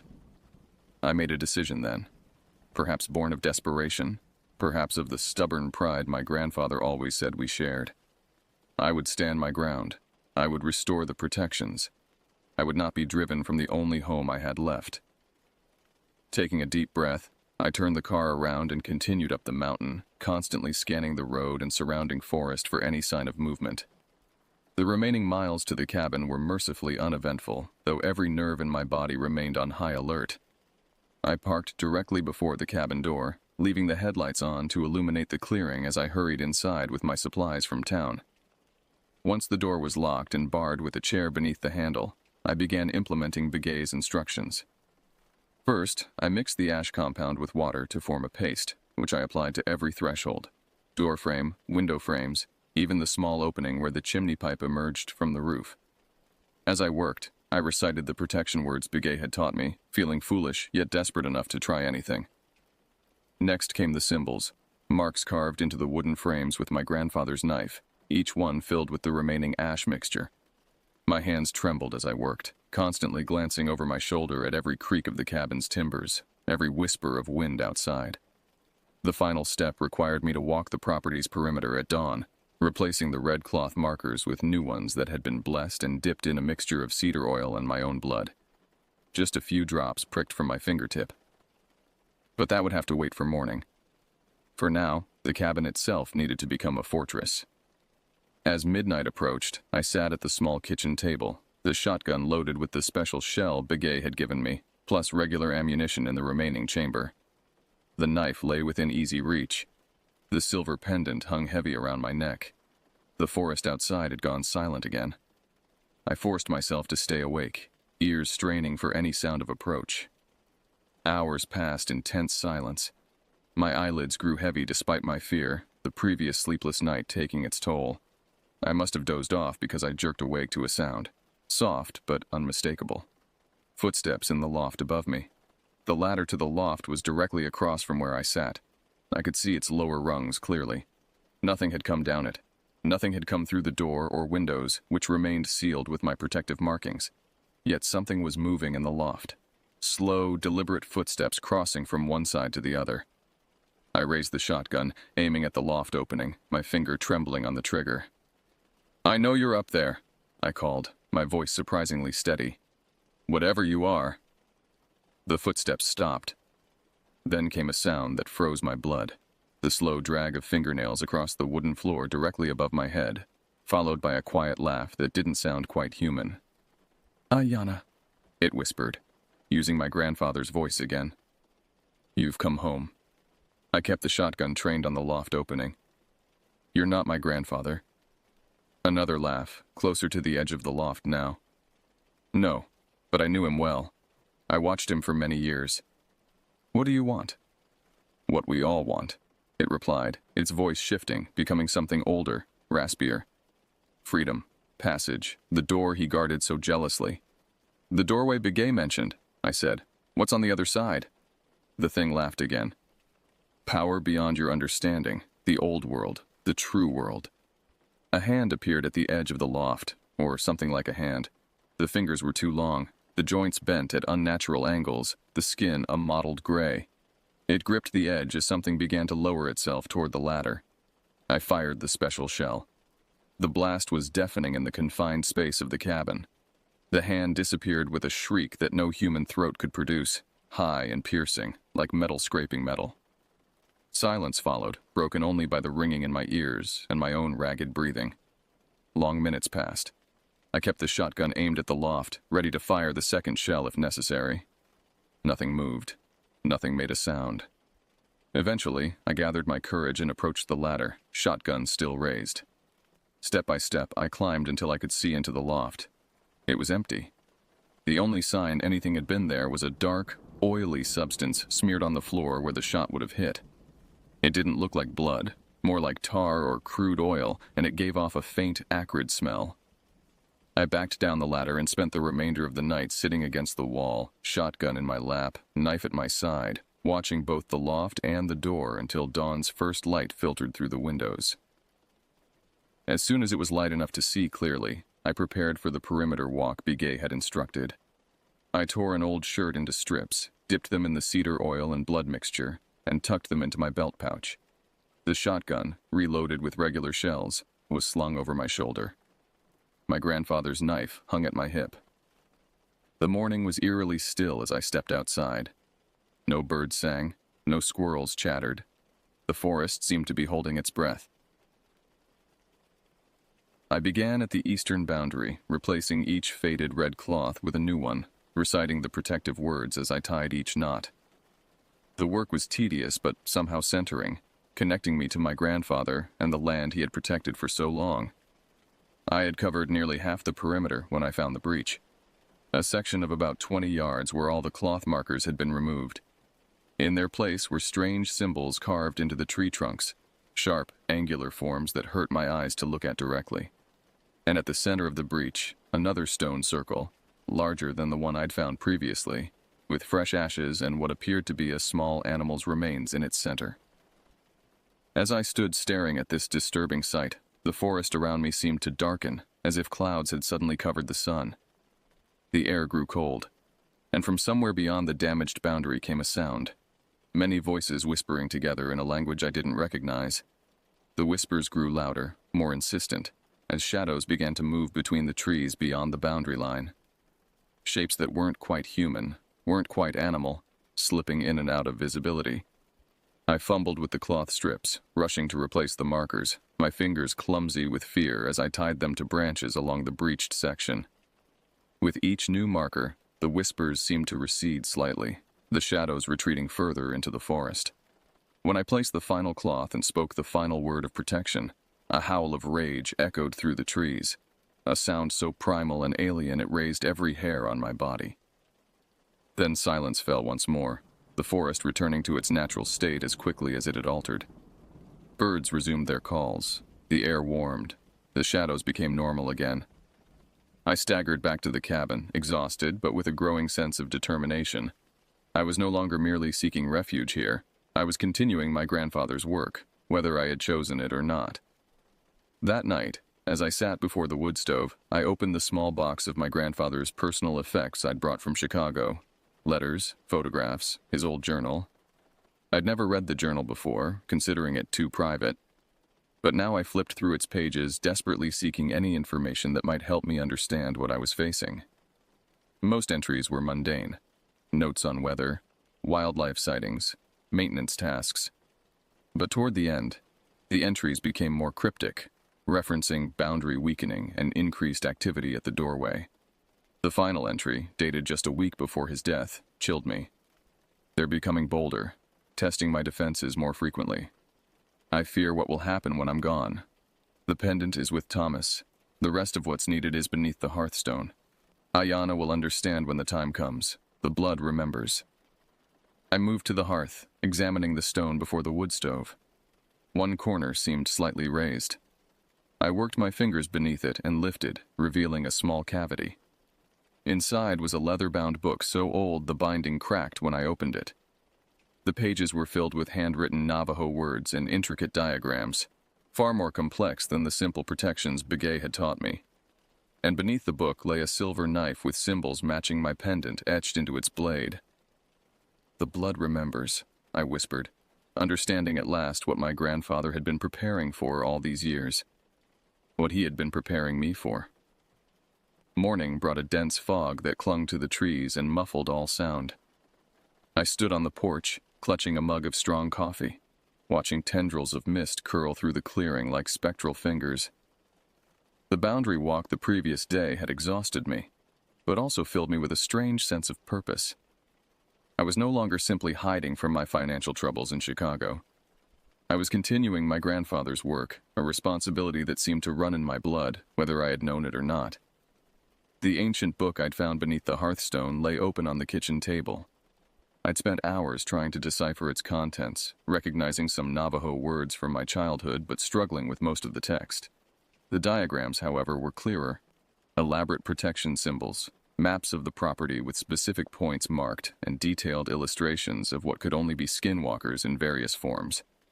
Most importantly, there was a section devoted to what my grandfather's journal had called the doorway, a natural rock formation on the western edge of the property that, according to the book, served as a thin point between our world and something else. The text described it as the path to the Shadowlands, where those who have broken the sacred laws seek power from the Ancient Ones. I needed to find this doorway, to see for myself what my grandfather had been protecting all these years. The fog made navigation difficult, but I had my grandfather's old compass and the crude map from the book. I followed the western boundary marker path, shotgun ready, senses alert for any sign of movement in the mist-shrouded forest. The terrain became increasingly rocky as I approached the westernmost point of the property. Massive boulders jutted from the earth, creating natural corridors and blind corners that set my nerves on edge. The fog seemed thicker here, swirling around the stones in unnatural patterns. Then I saw it, a formation exactly like the illustration in the book.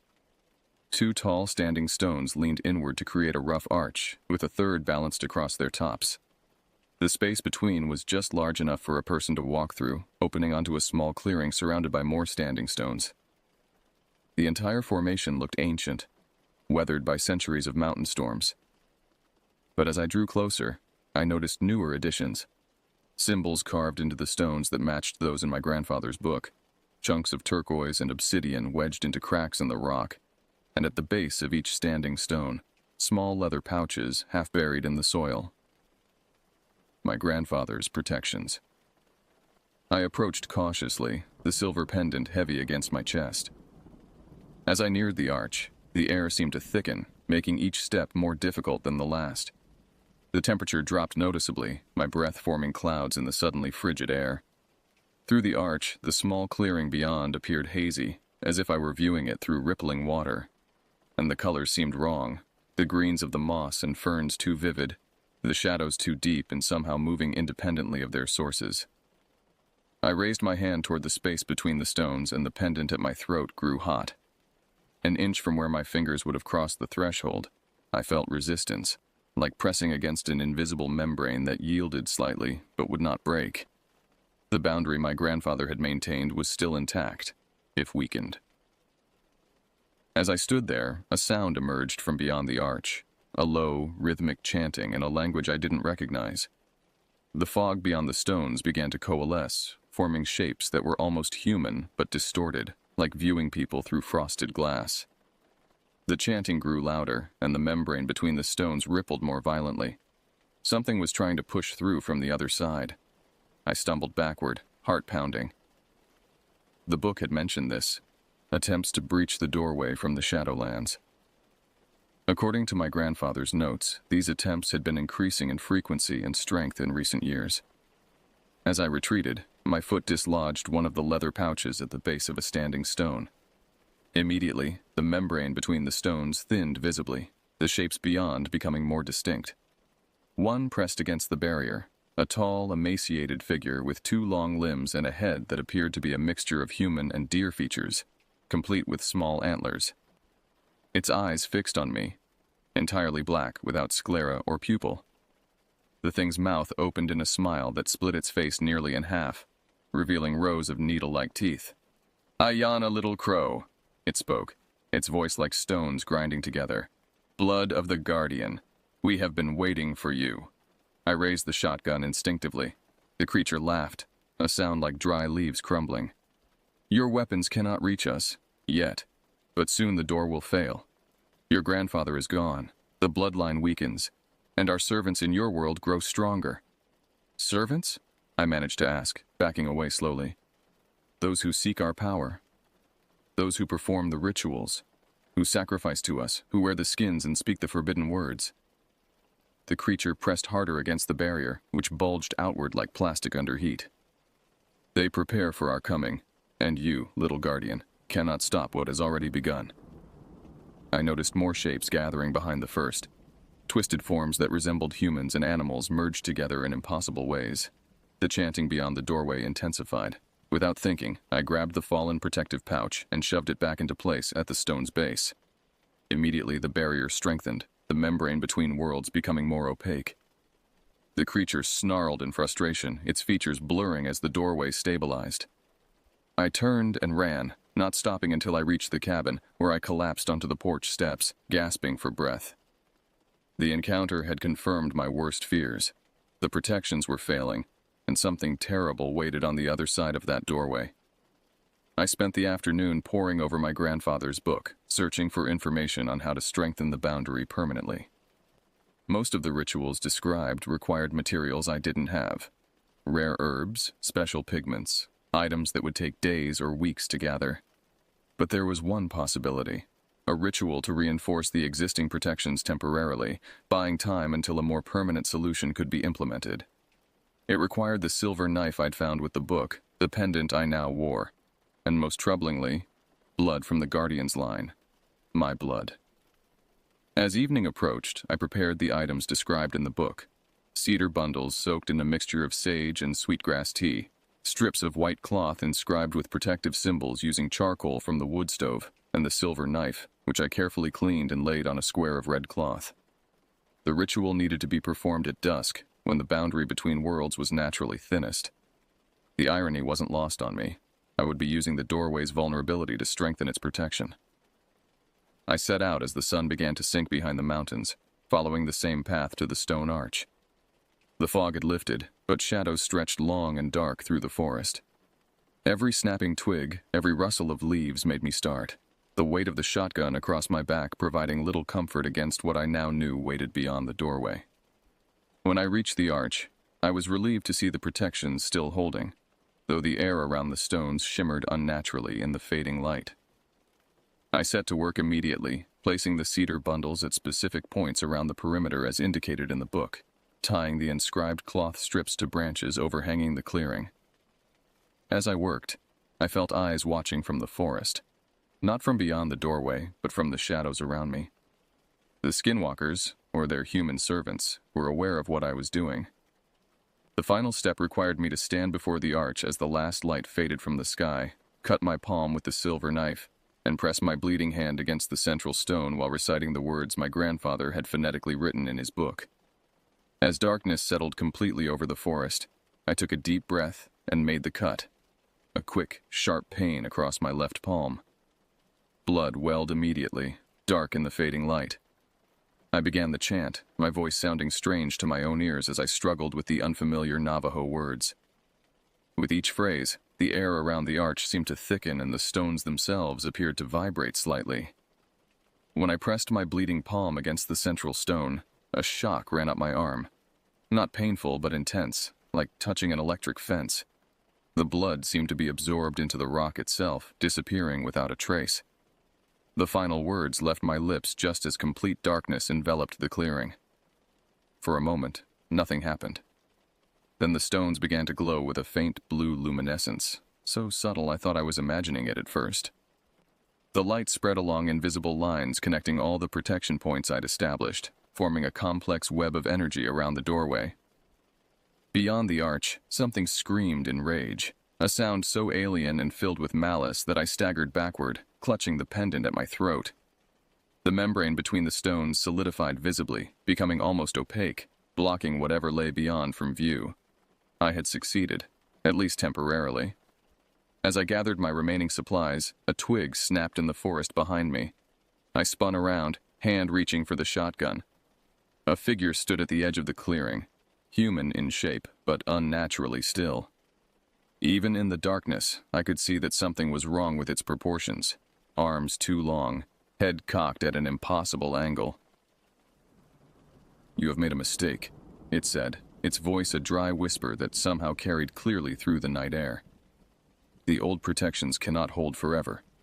And now they know your blood, Ayana Little Crow. They have tasted it." I raised the shotgun. "Who are you?" The figure took a step forward, moving with a strange, fluid grace that no human skeleton should allow. "I am one who has seen beyond the veil. One who has been granted the power of the skin. And I am not alone." From the surrounding forest came sounds of movement, soft footfalls and the rustle of underbrush as others approached from all sides. "The old man kept us at bay for many years," the figure continued. "But he is gone now, and you are not ready for what comes." I reinforced the doorway, I said, trying to keep my voice steady. "Whatever you're trying to bring through, it won't work." The figure laughed, a sound like sand pouring over stone. "The doorway is just one way. There are others, And we have been patient. It took another step forward, and in the faint glow still emanating from the stones, I caught a glimpse of its face. Or what should have been a face. The features were blurred and shifting, as if the skin couldn't decide which form to hold. "Join us, blood of the Guardian," it whispered. "The old ones offer power beyond your understanding. They can solve all your troubles, the money you owe, the life you left behind. All can be yours." For a brief, terrible moment, I felt a pull toward the offer. A seductive whisper in my mind showing visions of wealth, influence, freedom from fear and want. The Skinwalker was projecting these thoughts, I realized, trying to influence me as it crept closer. The pendant at my throat grew hot, seemingly in response to the intrusive thoughts. I gripped it tightly, and the visions faded. "My grandfather gave his life protecting this land from things like you," I said. "I won't betray that." The figure stopped its advance, head tilting unnaturally far to one side. "Then you will die like him, alone, afraid, watching as everything you built crumbles." Without warning, it lunged, moving with impossible speed across the clearing. I fired the shotgun instinctively, the blast momentarily illuminating multiple figures converging from the trees. The shot caught the charging Skinwalker mid-leap. It shrieked, a sound like tearing metal, and crumpled to the ground, its form writhing and shifting between human and something else. Something with too many limbs and angles that hurt my eyes to look at directly. I didn't wait to see more. I ran, crashing through the underbrush toward the cabin, aware of movement pursuing me through the trees. Branches whipped at my face, roots threatened to trip me, but terror lent me speed I didn't know I possessed. I burst into the clearing around the cabin, sprinted up the porch steps and slammed the door behind me, throwing the bolt just as something heavy crashed against the wood. The protective markings I'd placed earlier flared briefly with a faint light, and the pounding stopped. Through the window, I could see dark figures circling the cabin, keeping just beyond the boundary of light from the windows. They moved in unnatural ways, sometimes on 2 legs, sometimes on 4, sometimes slithering close to the ground. They were testing the protections, looking for weaknesses. I spent that night huddled in the center of the cabin, shotgun ready, the silver knife on my lap, reciting the protective words Begay had taught me whenever the scratching at the walls or the whispering voices became too intense to bear. By dawn, they had retreated back into the forest. But I knew they would return, and next time, they might find a way through my defenses. I needed to make a more permanent solution.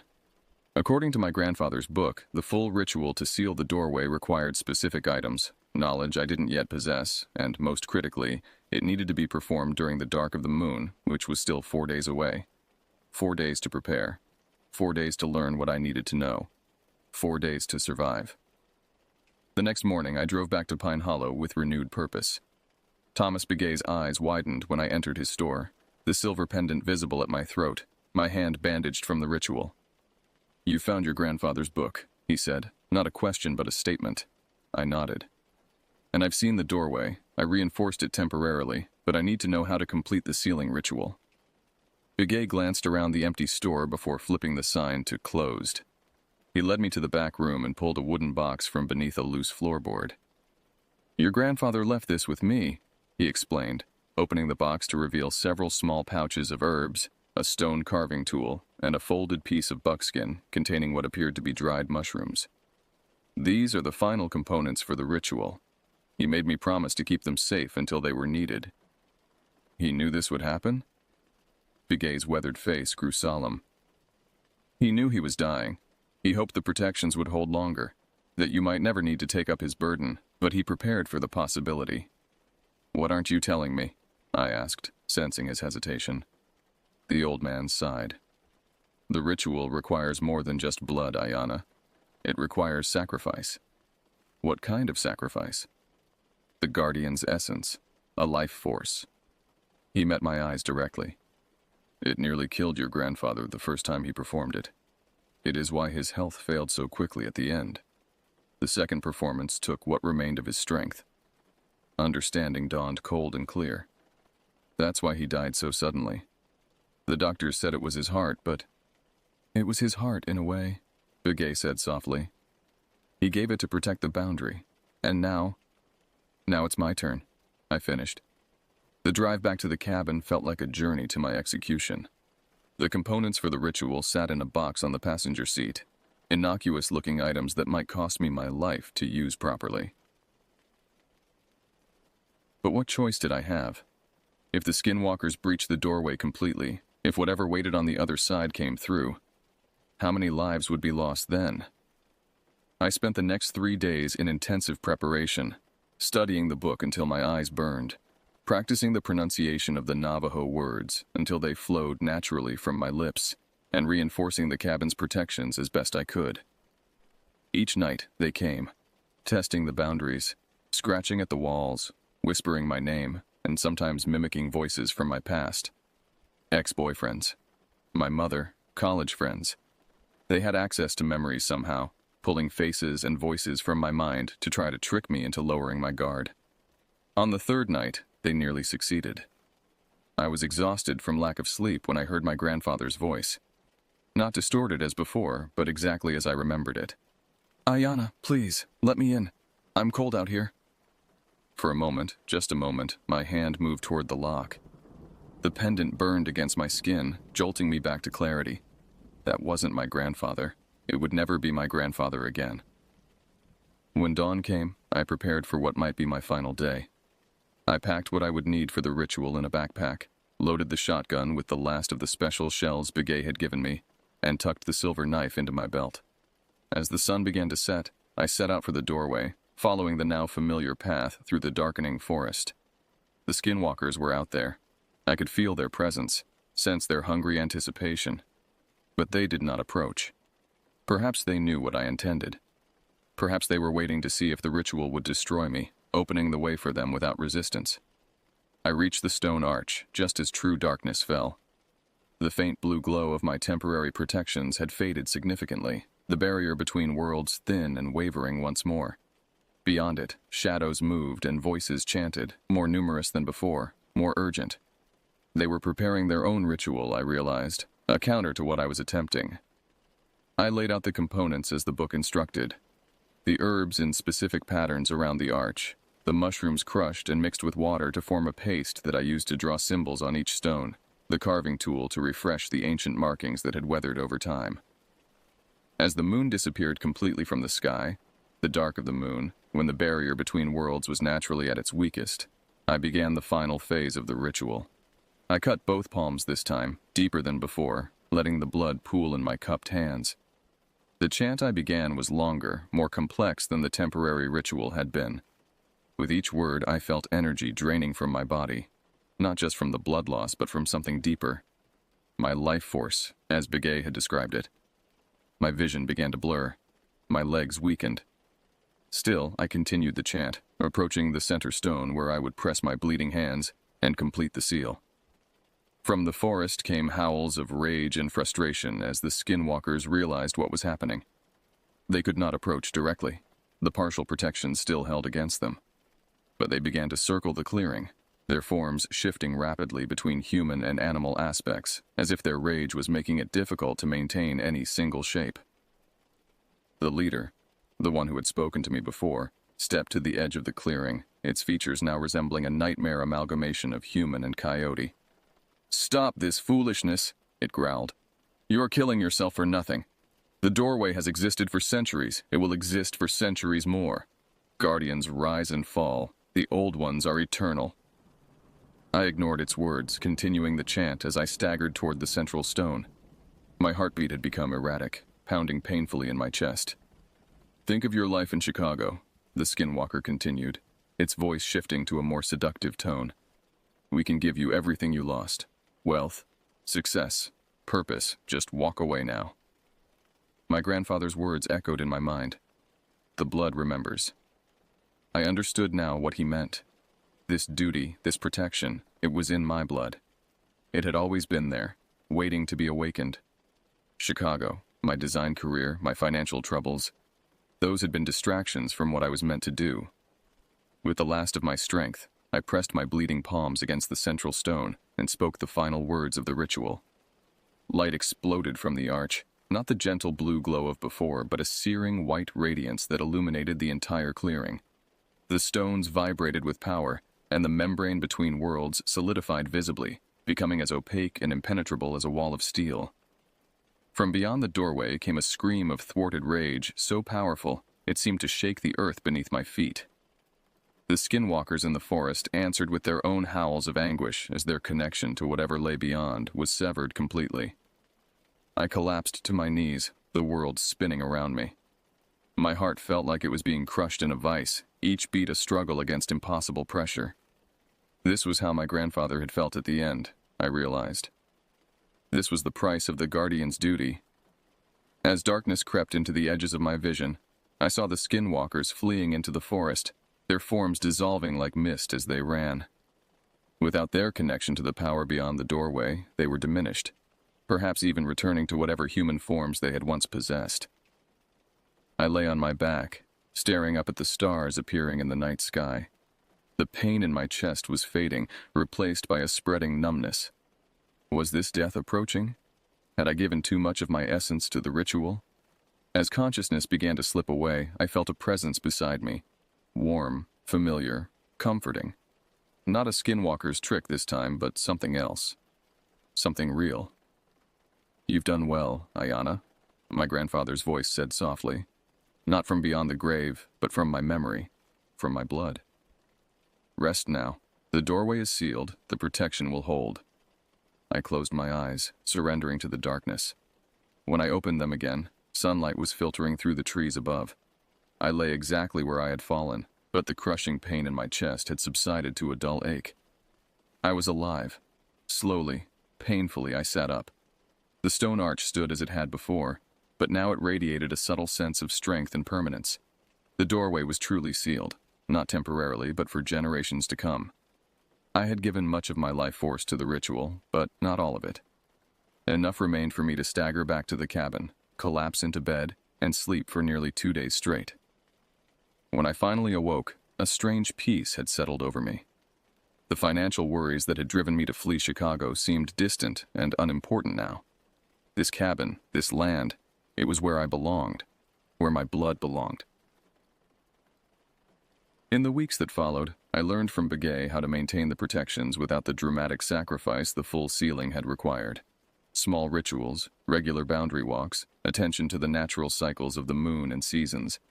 The guardian's duties were now mine, passed down through blood and chosen by circumstance.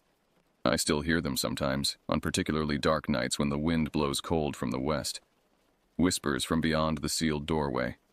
Promises, threats, temptations. But the blood remembers, and the doorway remains closed. For now, at least. For my lifetime, if I am vigilant.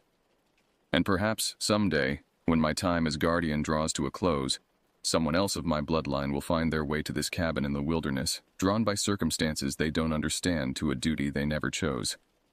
The skinwalkers wait in the shadows. The old ones wait beyond the doorway. And I, Ayana Little Crow, wait here. The latest in a line of guardians stretching back through generations, protecting a boundary most will never know exists. The blood remembers.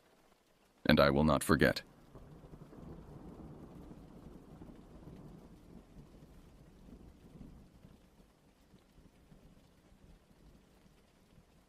I was part of a search and rescue team dispatched to Olympic National Forest in the summer of 1991. The call came in late Thursday night just as I was finishing paperwork at the station.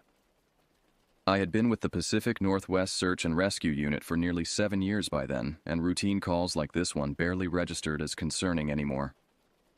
"Hiker overdue," the dispatcher said. "Name's Terry Fishgold, 47-year-old male, experienced backpacker. Wife reports he hasn't returned from a solo trip. Last seen Tuesday morning at the Quinault River trailhead." James Wilson, our team coordinator, took down the details while I gathered my gear. Terry's wife had waited until Wednesday evening before calling, assuming he'd just extended his trip by a day. When Thursday passed with no word, she contacted authorities. "What's his intended route?" I asked, spreading out the topographical map of the region. "He planned to hike north along the river for about 8 miles, then camp at the western ridge before looping back," Wilson replied. "Wife says he's hiked this trail dozens of times over the years." That was both good and bad news.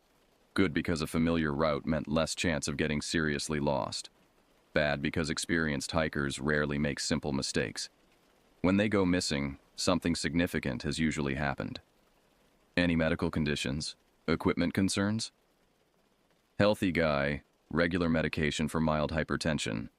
Well equipped with a green Kelty backpack, 3 days of supplies, standard emergency gear, and a compass.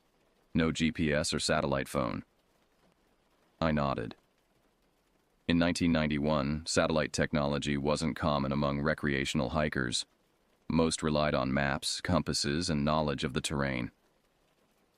Weather's been clear, no storms reported. Wilson continued.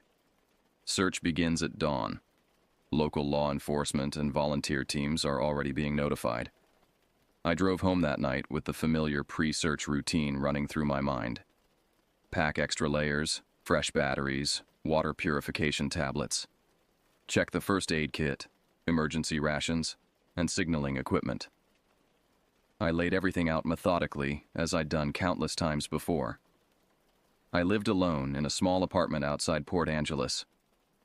Photographs of mountains, forests, and successful rescues adorned my walls. Visual reminders of why I chose this work. After 7 years of search and rescue operations, I'd developed a reputation for thoroughness and intuition. Some team members joked that I could think like a lost hiker. That night, as I prepared my gear, I found myself wondering what Terry Fishgold had been thinking when he realized he wasn't going to make it home on schedule. Sleep came fitfully that night. Not from anxiety, these calls were routine after all, but from the mental preparation. In my experience, 90% of missing hikers were found within the first 24 hours, often just off trail, injured but alive. I expected Terry would be among them. The Olympic National Forest was vast and unforgiving, but it generally surrendered its temporary captives without much resistance. How profoundly mistaken I was. Dawn broke gray and cool as I arrived at the Kino River trailhead. Mist clung to the towering Douglas firs and western red cedars, creating ghostly silhouettes against the nascent light. A collection of vehicles already populated the small gravel parking area. 2 Sheriff's Department SUVs, Wilson's truck, several volunteer vehicles, and an ambulance standing by as a precaution. 42 people had answered the call, an impressive turnout for a routine search. Local law enforcement, 3 professional search and rescue teams, including our own, and about 20 civilian volunteers with varying degrees of experience. I recognized most of the professionals and nodded to them as I unloaded my gear. Wilson stood at the trailhead kiosk with Terry's wife, Brenda, a petite woman with prematurely silver hair and worry etched across her face. She clutched a photograph of Terry, a smiling, bearded man with weather-worn skin and bright eyes that suggested an affable personality. "He always comes back," she was saying as I approached. 30 years of hiking these forests, never once missed his return date by more than a few hours. Something's happened. The certainty in her voice gave me pause. Family members typically oscillated between fear and hope during these briefings. Brenda displayed neither, just a stone-faced conviction that her husband was in trouble. Wilson introduced me as one of the team leaders, and I took a moment to study the photograph. "Any specific concerns about this trip? Anything different from his usual routine?" I asked. Brenda shook her head. "Same trail he's hiked every summer for the past decade. Same gear, same plan. 3 days. Up, over, and back." "Did he mention any wildlife concerns recently? Bear activity? Cougar sightings?" "No, nothing like that. Terry respects the wildlife, carries bear spray, hangs his food properly. He's meticulous about those things." I nodded, mentally processing the information. Experienced hiker, familiar route, proper equipment, no reported wildlife concerns or weather events. The equation didn't add up to trouble, yet here we were. Wilson gathered everyone for the briefing at exactly 6:15 a.m. The search area was divided into a grid, radiating outward from Terry's planned route. Each team was assigned a sector to sweep methodically. We start with the assumption that he's injured but mobile, Wilson explained. First priority is checking the main trail and immediate vicinity. Second priority is any terrain features where an injured hiker might seek shelter. Rock formations, large fallen trees, stream beds. We're looking for tracks, gear, any sign of recent human passage. My team was assigned the western edge of the grid near the river. 4 experienced searchers plus myself, responsible for a sector approximately 2 miles wide by 8 miles long, from the trailhead to Terry's intended camping spot at the ridge. We maintain radio contact at all times, Wilson continued. Check-ins every 30 minutes. If you find anything, and I mean anything, report it immediately. Don't disturb potential evidence. Evidence. The word hung in the air. In search and rescue, we tried to maintain optimism, but Wilson's choice of terminology acknowledged the darker possibilities we all recognized. The teams dispersed, moving into their assigned sectors with practiced efficiency. My group, myself, Kira Johnson, Hector Rodriguez, Patrick O'Sullivan, and William Chen, performed a final equipment check before heading out. Standard sweep formation, I instructed.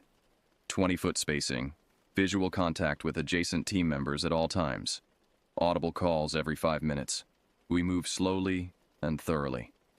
The forest enveloped us as we left the trailhead behind. Within minutes, the sounds of the assembly area faded, replaced by the subtle ambient noise of the Olympic wilderness. Wind through needles, distant bird calls, the persistent murmur of the Kino River to our west. In those first moments, the forest seemed entirely ordinary. I had no inkling of the horror that waited deeper within. The initial hours of the search proceeded methodically. We moved through our sector with practiced efficiency, calling Terry's name at regular intervals and scanning the forest floor for any disturbance. The weather cooperated. Clear skies, mild temperature, light breeze. Ideal conditions for both searchers and, theoretically, for survival. Terrain's pretty forgiving through here, Patrick observed around mid-morning. If he injured himself, plenty of water sources nearby, good natural shelter options. I nodded in agreement. This section of the Olympic National Forest was relatively hospitable as wilderness went. Dense tree cover provided protection from elements, the river offered water, and the undergrowth was navigable. A competent outdoorsman like Terry would have good odds for survival even with a significant injury. We continued north, maintaining our careful sweep pattern. Occasional radio check-ins from other teams revealed nothing unusual. Standard procedure, standard results. By 11:30 a.m., we had covered approximately 3 miles of our sector without finding a single indication of Terry's passage. The first disruption to our routine came shortly after noon. "Team leader, this is Chen," my radio crackled. William's voice sounded controlled but tense. "I found something, approximately half a mile east of my last reported position." "Nature of the find?" I responded, already adjusting my course. "You'll need to see this," he replied simply. The tone in his voice accelerated my pace. I radioed the rest of the team to converge on William's coordinates and moved briskly through the underbrush. When I arrived about 15 minutes later, I found William standing in a small clearing, his gaze directed upward. Patrick arrived moments later, followed by Kira and Hector. All of us stood silently, looking up at William's discovery. Suspended approximately 30 feet above ground, caught in the upper branches of a slender hemlock, was a backpack. The distinctive green Kelty with a red patch sewn onto the side matched the description of Terry's equipment perfectly. But its condition and position defied immediate explanation. The pack hung awkwardly, impaled on several branches. Its contents had spilled partially, scattering items among the upper foliage and onto the forest floor below. Most disturbing was the condition of the pack itself. The fabric was shredded in long, parallel tiers, as though something with immense strength had ripped through the reinforced nylon. "How the hell did it get up there?" Patrick whispered. The question hung in the air. The hemlock's trunk was smooth, its lower branches too thin to support an adult's weight. The pack's position suggested it had been thrown or propelled upward with tremendous force. Could a bear have done this? Kira asked, though her tone suggested skepticism. I'd participated in numerous wilderness searches involving bear encounters. This didn't fit the pattern. Bears typically tore into packs on the ground, scattered the contents widely in search of food, and left distinctive claw and bite marks. This pack looked as though it had been deliberately placed beyond reach, torn with almost surgical precision. We need to retrieve it, I decided. Hector, you're our best climber. Can you rig a line and get up there? Hector studied the tree, calculating risks and approach. Tree's not ideal for climbing, but I can set up a rope system. Might damage some branches getting up there. Proceed, I instructed. Document everything with the camera before disturbing the scene. While Hector prepared his climbing gear, I radioed Wilson with our discovery. His response was immediate. Photograph everything. Catalog any items recovered. This changes the search parameters. Indeed it did. Finding Terry's pack in such a condition shifted our assumptions dramatically. This was no longer a search for a hiker who might have wandered off trail or suffered a minor injury. Something more disturbing had occurred. Hector ascended methodically, photographing the pack's position from multiple angles before carefully dislodging it from the branches. The process took nearly 40 minutes, during which the rest of us documented the ground beneath the tree, searching for any additional evidence. When the pack finally reached the ground, we examined it thoroughly. The damage was even more apparent up close. 5 parallel tiers ran from top to bottom on the main compartment, each approximately 8 inches long. The fabric between tiers was stretched and deformed, suggesting whatever had caused them had tremendous strength. Inside we found Terry's water bottle, cracked but still containing liquid. A half-eaten sandwich wrapped in waxed paper was crushed and soiled. A map, compass, flashlight, and first aid kit were still present, though disarranged. His wallet remained in an inner pocket, containing identification, $47 in cash, and credit cards. No blood, Patrick noted, carefully examining the pack's interior. If something attacked him while he was wearing this, we'd expect blood traces. He was right. Despite the violent damage to the pack, there were no biological indicators, no blood, tissue, or hair from either Terry or a potential animal attacker. So he wasn't wearing it when, whatever this was, happened, Kira concluded. Maybe he set it down. And then it got thrown 30 feet into a tree, Hector questioned, disbelief evident in his voice. I photographed each item as we removed it from the pack, creating a detailed inventory. Nothing seemed missing except for Terry himself. Let's expand our search perimeter around this area, I instructed. Whatever happened here, it represents our first solid lead. As the team spread out in a wider search pattern, I found myself studying the forest with new attention. The trees suddenly seemed more imposing, the shadows between them deeper. For the first time since we'd entered the woods that morning, I felt a distinct sense of unease, as though the forest had transformed from a neutral environment into something actively hostile. I dismissed the thought as unprofessional. Evidence and facts were our tools, not emotional reactions or imagined threats. Yet as I rejoined the search, scanning the ground for further signs, I couldn't shake the feeling that we were being observed. The discovery of the backpack altered the rhythm of our search. We moved more cautiously now, our calls for Terry less frequent, our attention divided between searching for signs of the missing hiker and maintaining awareness of our surroundings. The easy professional confidence of the morning had given way to a tense vigilance. 2 hours after recovering the pack, the silence of the forest was broken by Kira's voice on the radio. Team leader, I've found a boot, western quadrant of our expanded perimeter. I acknowledged her transmission and converged on her position with Patrick, while Hector and William continued searching the eastern section. When we reached Kira, she stood beside a small clearing, pointing to a brown leather hiking boot standing upright in the center. The boot, a Danner model matching the description provided by Terry's wife, stood as though its owner had simply stepped out of it. Laces tied, no visible damage, no disturbance to the surrounding soil. It was positioned with an unnatural precision that immediately struck me as deliberate. No prints leading to or from it, Kira observed. No scuff marks, no drag signs. I approached cautiously, photographing the boot from multiple angles before examining it more closely.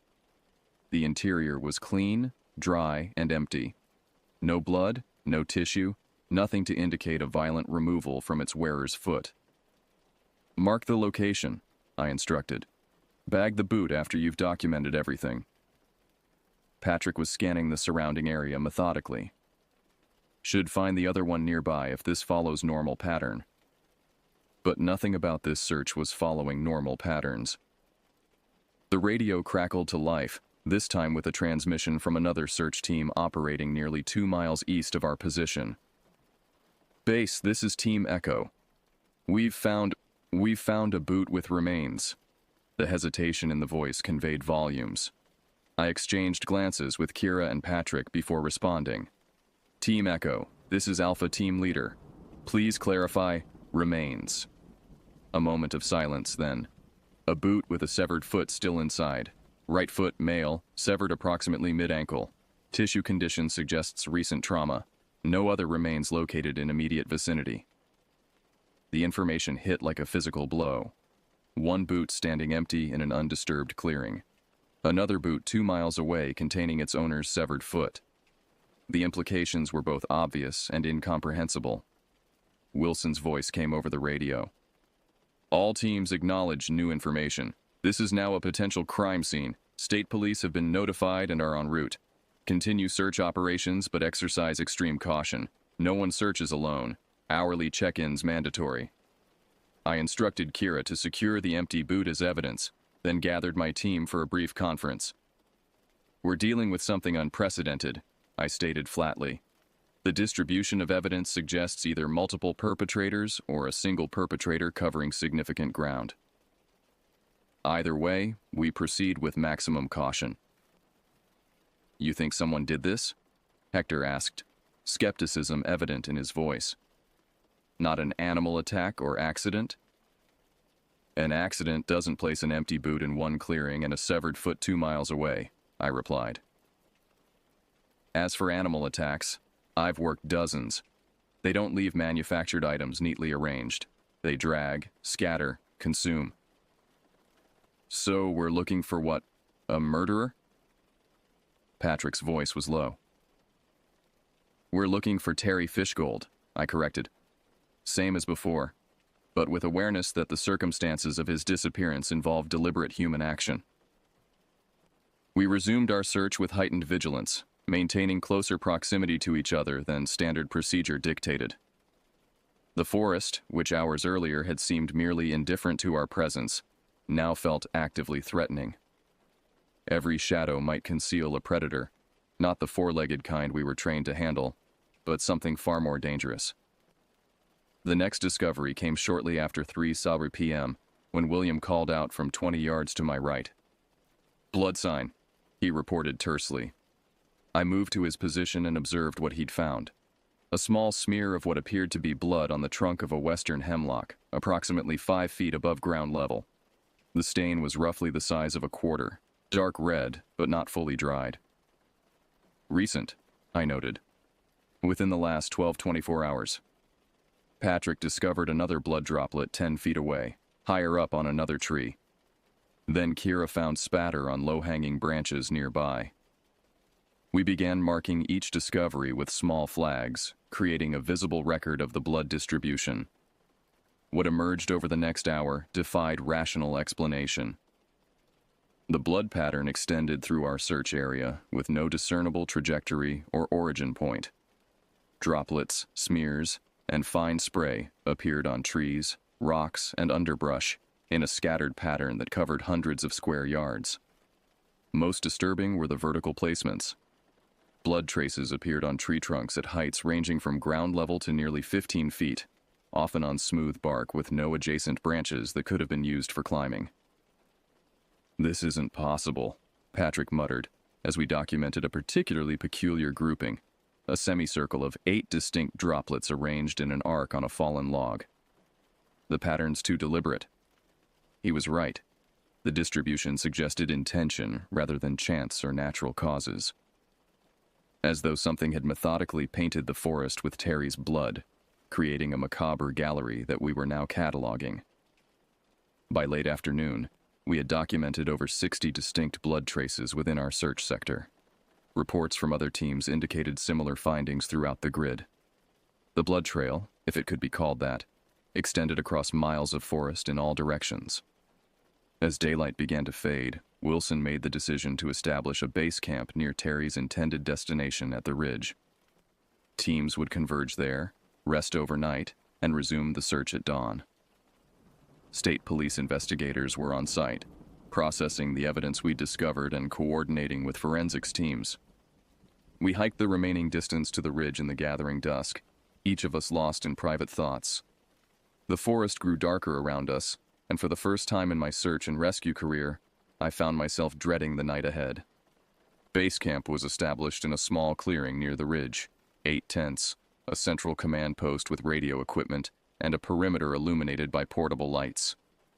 The state police had arrived with additional resources, including forensic specialists who were processing the recovered evidence.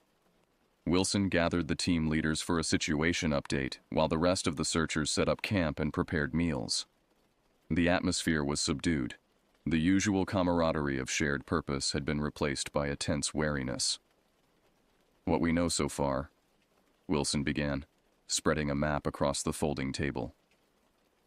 Terry Fishgold left the Kino trailhead Tuesday morning, planned for a 3-day circuit. His backpack was recovered approximately 4 miles from the trailhead, damaged and suspended in a tree. One boot was found empty, the other containing his severed right foot, located approximately 2 miles east. Blood traces have been documented throughout the search grid with no clear pattern of distribution. The facts, stated clinically, somehow made the situation more disturbing rather than less.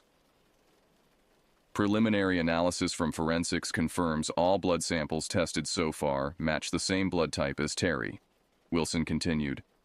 Time of deposition varies, with some samples appearing fresher than others, suggesting the blood was distributed over a period of several hours, possibly continuing into today.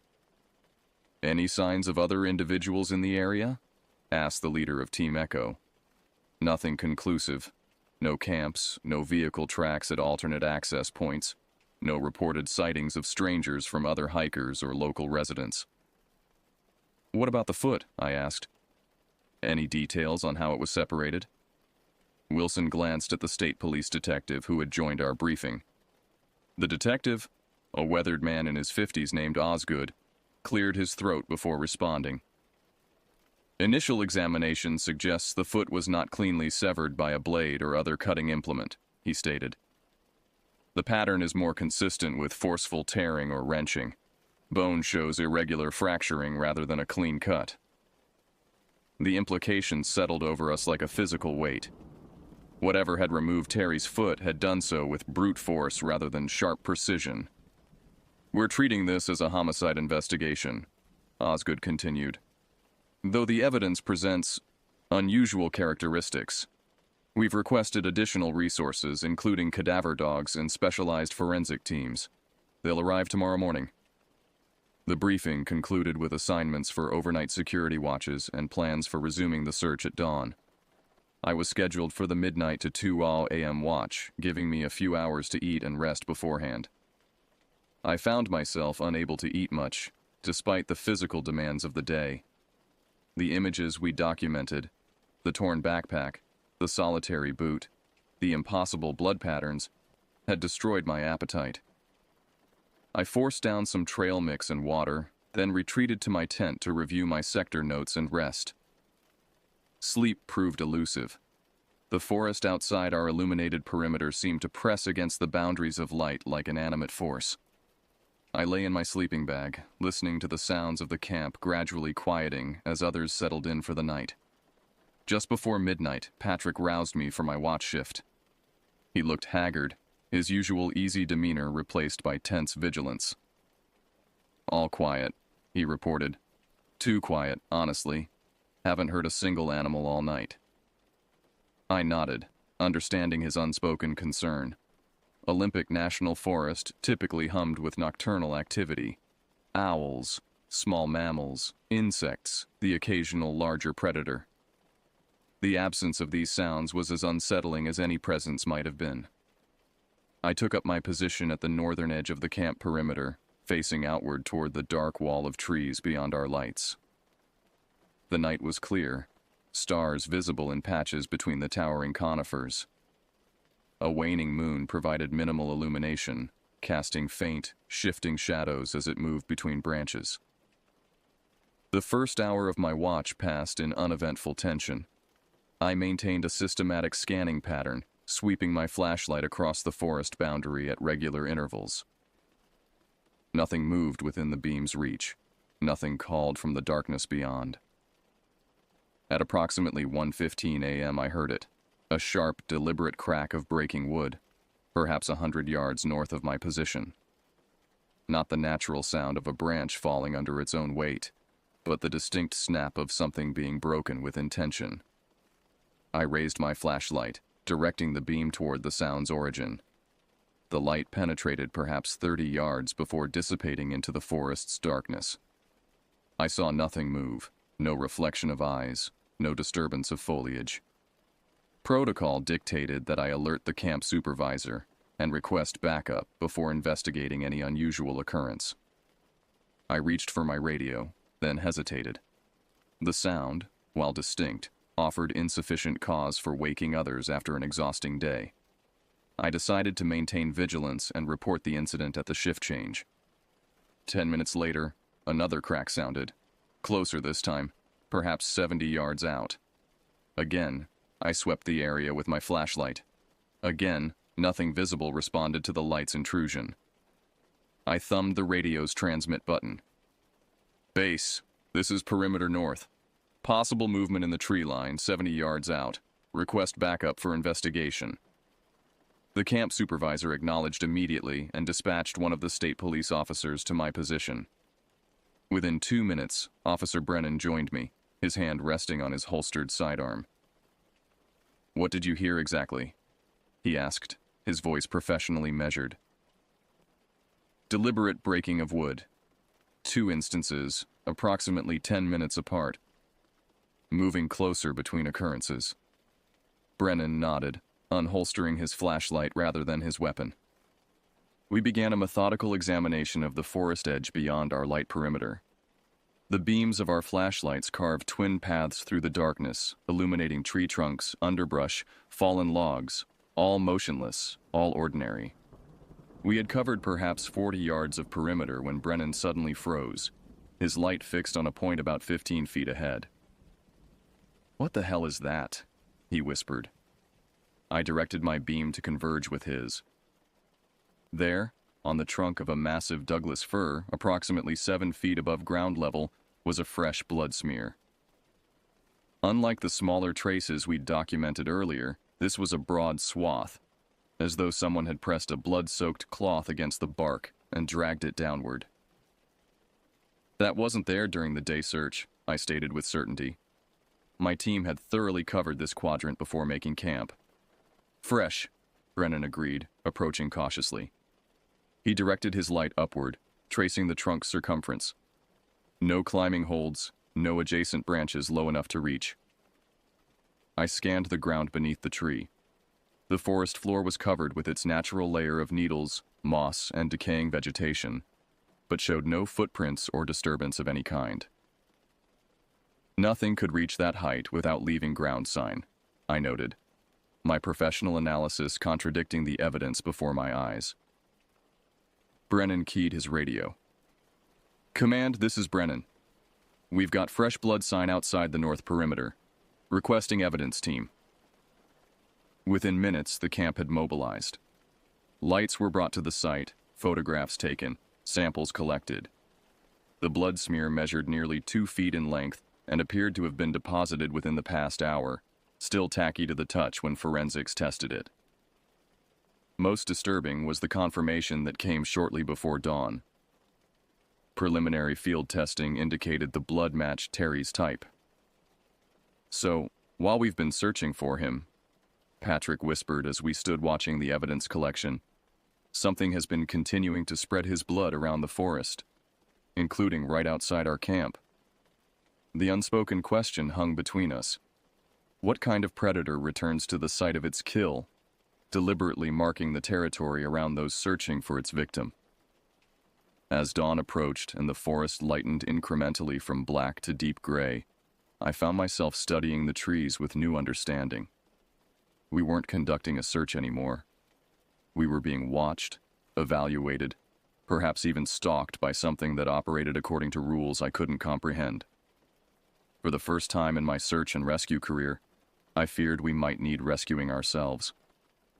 Dawn of the third day brought reinforcements, additional state police, FBI agents specializing in wilderness crimes, and 3 teams with cadaver dogs. The expanded operation transformed our modest base camp into a hive of activity. Satellite communications equipment was established, allowing direct contact with regional headquarters and access to various databases and resources. I briefed the FBI team on our discoveries, providing detailed maps of the evidence distribution and my assessment of the anomalies we'd encountered. Special Agent Catherine Bennett, the lead investigator, listened intently without interruption. "In your professional opinion," she asked when I'd finished, "what are we dealing with here?" The question demanded a level of speculation I typically avoided. "The evidence suggests human agency," I replied carefully. "The deliberate placement of items, the consistent blood distribution patterns, the timing of discoveries, all indicate purpose rather than accident or animal predation. Yet you note several elements that seem physically impossible," she observed. "Blood deposits at unreachable heights, no footprints despite soft forest floor, evidence appearing in previously searched areas." "I can only report what we found," I stated. "The interpretations are beyond my expertise." Bennett nodded, neither accepting nor rejecting my professional evasion. "We'll integrate your teams with ours for today's operation. Full grid search, expanded radius, with cadaver dogs taking priority in sectors where blood evidence was most concentrated." The search resumed with methodical intensity. My team was paired with an FBI tactical unit and one of the cadaver dog handlers, assigned to the northwestern quadrant where we'd found the backpack on the previous day. The forest felt different in daylight, less immediately threatening, but somehow more fundamentally wrong. Birds called occasionally from the canopy, and small creatures rustled in the underbrush, but these normal sounds seemed performative rather than natural, as though the forest were attempting to present a facade of normalcy. The cadaver dog, a Belgian Malinois named Rex, worked with focused determination, his handler interpreting the animal's responses to various scents. 3 hours into the search, Rex alerted strongly near a cluster of fallen logs. "He's got human remains," the handler confirmed. "Recent." The tactical team secured the perimeter while evidence technicians carefully examined the site. Beneath one of the logs, partially concealed by moss and forest debris, they discovered a human hand, severed at the wrist, with no signs of animal scavenging or natural decomposition. Like the foot discovered the previous day, the hand appeared to have been torn rather than cut from its owner. Forensics would later confirm it was Terry's left hand. The discovery established a pattern that grew increasingly disturbing as the day progressed. Teams across the search grid reported similar findings. Terry's remains were being discovered in pieces, distributed throughout miles of forest. A segment of forearm, part of a shoulder blade. 3 vertebrae arranged in a deliberate row on a flat rock. Each discovery shared key characteristics. The remains showed signs of forceful separation rather than cutting. They were deliberately placed rather than scattered randomly. They showed minimal animal interference despite exposure, and most were found in locations that had been thoroughly searched on previous days. By mid-afternoon, the search had yielded 17 distinct portions of Terry's remains, none larger than the forearm segment. Forensics estimated that the recovered portions represented less than 30% of his total body mass. The cadaver dogs exhibited increasingly erratic behavior as the day progressed. They would alert strongly in one area, only to lose the scent entirely a few feet away. Some became agitated, whining and circling rather than maintaining their trained search patterns. 2 handlers eventually withdrew their animals, reporting they had become too distressed to work effectively. "The scent isn't behaving normally," one handler explained to Bennett. "It's everywhere and nowhere at once. Dogs can't establish a gradient to follow." This assessment matched our experience with the blood evidence, distributed so widely and irregularly that no coherent pattern emerged. It was as though Terry's remains had been deliberately scattered to maximize the area they covered, while minimizing the possibility of complete recovery. As the day's search concluded and teams returned to the expanded base camp, a strained silence fell over the operation. The professional detachment that typically characterized such investigations had eroded in the face of evidence that defied explanation. Over dinner, which few had appetite for, William articulated what many were thinking. "It's like whatever did this wants us to find pieces, but not enough to understand what happened." The observation was unsettlingly accurate. The evidence revealed just enough to confirm Terry's death without providing any coherent explanation for its circumstances. Bennett called a strategy meeting for all team leaders at 8 p.m. The command tent was crowded with law enforcement, search and rescue professionals, and various specialists who had been consulted remotely. "We need to address the reality of our situation," Bennett began without preamble. "We have confirmed the death of Terry Fishgold through recovered remains. What we haven't established is the nature of the threat that killed him, or whether that threat remains active in the search area." No one spoke. The implication that whatever had killed Terry might pose a danger to the search teams had been privately considered by many but not openly acknowledged until now. "Forensic analysis has yielded conflicting indicators," Bennett continued. "The damage to human tissue suggests extreme force application consistent with certain predatory animals. However, the distribution pattern and placement of evidence is consistent with human agency and intention." "You're suggesting we're looking for either an animal with human intelligence or a human with animal strength," Osgood stated flatly. "I'm suggesting we lack sufficient data to form a conclusion," Bennett replied, "and that this uncertainty represents a potential security risk to personnel." The discussion that followed was tense and inconclusive. Various theories were proposed: a deranged individual with wilderness skills, a previously undocumented predator species, even the possibility of multiple perpetrators working in coordination. None adequately explained all the evidence we'd encountered. As the meeting concluded, Bennett announced her decision. "We'll maintain the search operation for one more day, focused on recovery rather than rescue. Security protocols will be enhanced. No one works alone, no one moves beyond visual contact with their team. At sundown tomorrow, we reassess based on findings." I returned to my tent afterward, documenting the day's discoveries in my field notebook. The technical language of search and rescue, coordinates, evidence classifications, environmental conditions, provided an illusion of order that the reality of our situation increasingly lacked.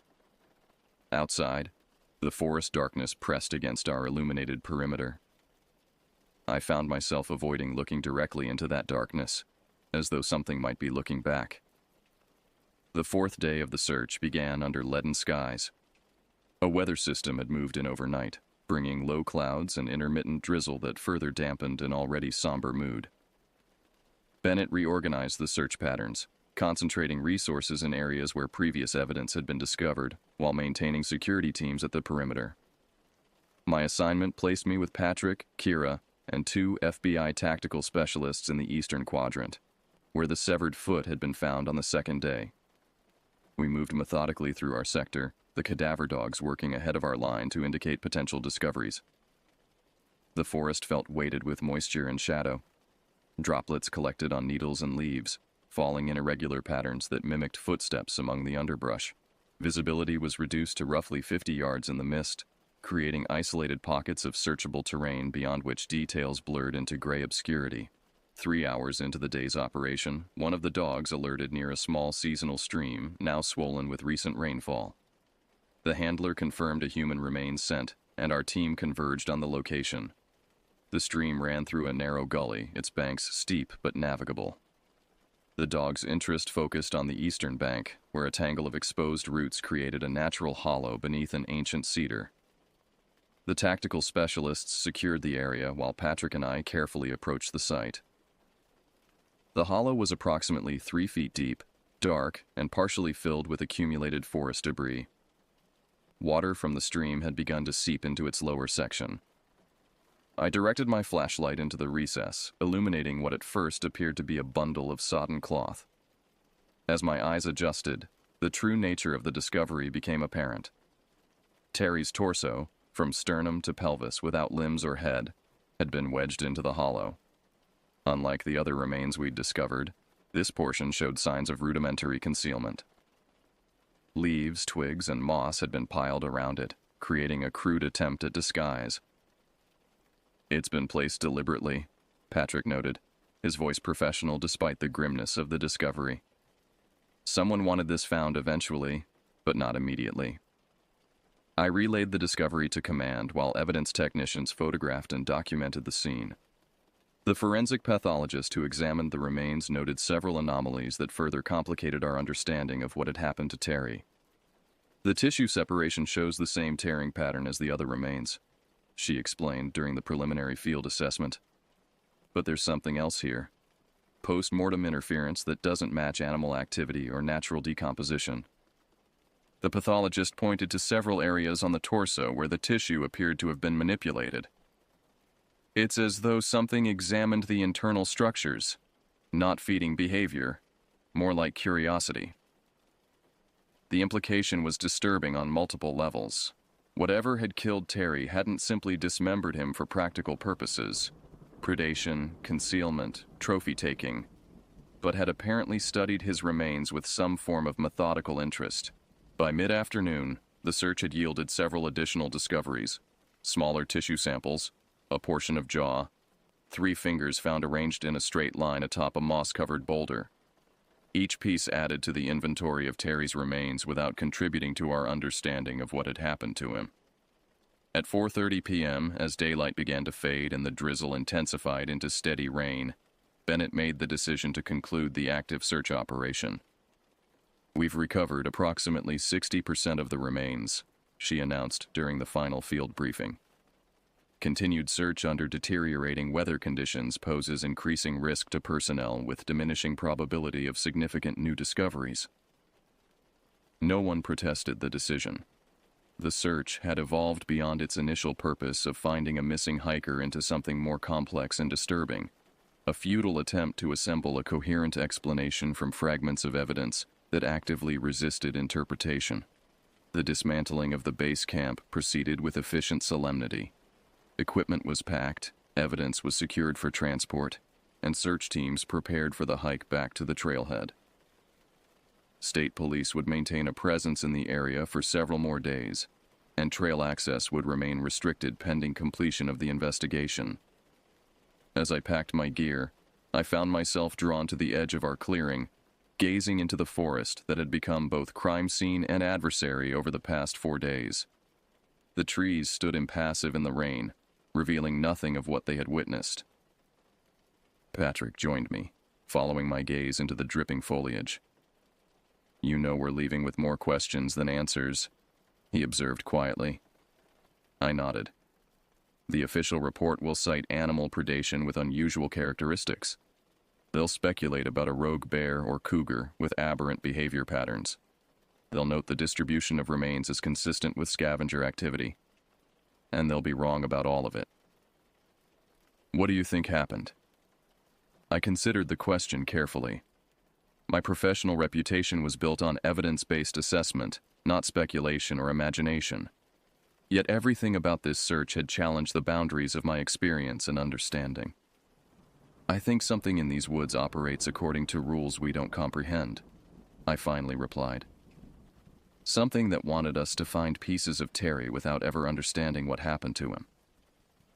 Something that watched us searching, that moved around us, that might have been within reach the entire time. Patrick didn't immediately dismiss my statement as I'd half expected. Instead, he continued looking into the forest with renewed wariness. "Whatever it was," he said after a long moment, "I hope to God it stays here." The official investigation into Terry Fishgold's death continued for 11 months, before being classified as an unsolved homicide with animal predation as a contributing factor. The forensic evidence, while extensive, yielded no conclusive identification of either human perpetrators or specific animal predators. The case file noted several anomalous characteristics that resisted conventional explanation, but these were ultimately attributed to the wilderness conditions, incomplete evidence recovery, and post-mortem scavenger activity. Terry's recovered remains were released to his wife for cremation in the spring of 1992. For those of us who had participated in the search, the official conclusions were an unsatisfying fiction, a convenient narrative that allowed the case to be filed away without acknowledging its fundamental strangeness. I remained with the Pacific Northwest Search and Rescue Unit for another 2 years after the Fishgold operation, but the experience had fundamentally altered my relationship with the wilderness I'd once considered a challenging but ultimately comprehensible environment. The after effects rippled through our team in various ways. Patrick transferred to an urban emergency response unit 6 months later, citing family reasons, but privately acknowledging he no longer felt comfortable in deep forest operations. Kira continued with search and rescue, but refused assignments in the Olympic National Forest, developing a specialized focus on coastal operations instead. William suffered a nervous breakdown during a routine training exercise when separated from his team for less than 30 minutes. He left search and rescue entirely, moving to Arizona where, he once told me, the desert doesn't hide things the way forests do. Most disturbing was Hector's disappearance 3 years later during a solo hiking trip in the North Cascades. The search operation found his equipment scattered across 2 miles of wilderness in a pattern that triggered immediate, horrible recognition for those of us who had worked the Fishgold case. His remains were never recovered. I left search and rescue in 1993, accepting a position with the Forest Service that kept me primarily at a desk rather than in the field. The decision wasn't conscious avoidance so much as a gradual recognition that my effectiveness had been compromised by what I'd experienced. Over the years, I researched similar cases across the Pacific Northwest and beyond. Instances where experienced outdoors people vanished in wilderness areas, where remains were recovered in inexplicable distributions, where evidence contradicted natural explanations. I found more than I expected, often buried in local newspaper archives or mentioned as footnotes in broader studies of wilderness dangers. I kept the map from the Fishgold search with its meticulous documentation of where each blood trace, each body part had been discovered. Sometimes, late at night, I would spread it across my desk and study the pattern, or lack thereof, trying to discern some meaning in the seemingly random distribution. On the 10th anniversary of the search, I returned to the Canoe River trailhead. I hadn't planned to hike the trail again. I merely wanted to see the forest entrance in daylight, to reassure myself that it was just a place, trees, underbrush, the natural processes of growth and decay. I sat in my car for nearly an hour, watching hikers enter and exit the trail with casual confidence. They saw beauty where I now perceived only concealment, vitality where I sensed patient observation. The forest remained as it had always been, yet my perception of it had been permanently altered. As I prepared to leave, an older man approached my vehicle, a Forest Service ranger I didn't recognize. He tapped on my window, and I lowered it with some reluctance. "Thought that might be you," he said.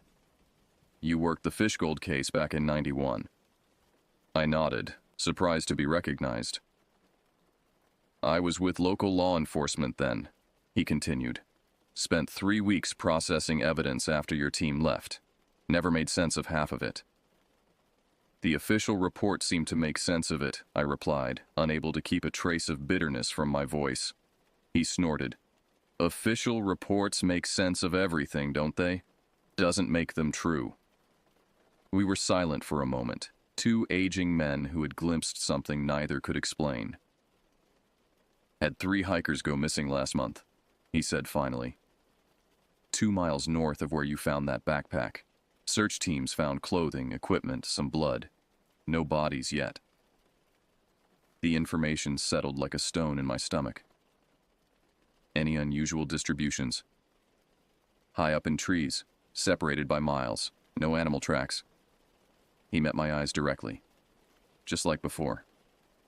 I nodded, understanding what he wasn't explicitly stating. The pattern was repeating. Whatever had taken Terry Fishgold was still active in the forest, still operating according to its incomprehensible rules. What do you think it is? He asked, his voice lowered, though no one was nearby to overhear. I considered my response carefully. In the decades since the search, I'd developed various theories, each more implausible than the last, none fully satisfying. Whatever stalked the Olympic wilderness defied categorization within my understanding of the natural world. I think some places in this world have their own rules, I finally answered. Rules we glimpse only when we've already violated them. I think Terry crossed some boundary without knowing it existed. The ranger nodded slowly. Been doing this job 30 years. Used to think I understood these woods. You still come to work, I observed. Someone has to warn them, he replied simply, gesturing toward the trailhead where hikers continued to enter the forest with casual confidence. Even if they don't listen, even if we don't have the words to explain what we're warning them about. I drove away that day with the realization that the Fishgold case would never truly be closed. Not for those of us who had experienced it firsthand, and not for the forest that held its secrets. Whatever had happened in those woods in the summer of 1991 continued to happen, would perhaps always happen, beyond our capacity to prevent or fully comprehend. In my dreams, I still walk those search grids. I still find blood in impossible places, evidence that defies explanation, fragments that never assemble into a coherent whole. I still feel watched by something that moves through the trees according to rules I cannot fathom. And sometimes, in those dreams, I look down to discover that I'm following a trail of my own blood, scattered behind me like breadcrumbs leading to a truth I both seek and dread. Some mysteries, I've learned, are not meant to be solved. They exist not to yield answers, but to remind us that our understanding of the world remains fundamentally incomplete. The forest keeps its secrets, and we who have glimpsed them carry our own silence in return. Terry Fishgold is gone. The thing that took him remains, and the trees stand witness to both, indifferent to our need for explanation or closure. The search continues, but only in memory now, and in the forest, where something still waits, patient and unknowable, for those who stray too far from the trail.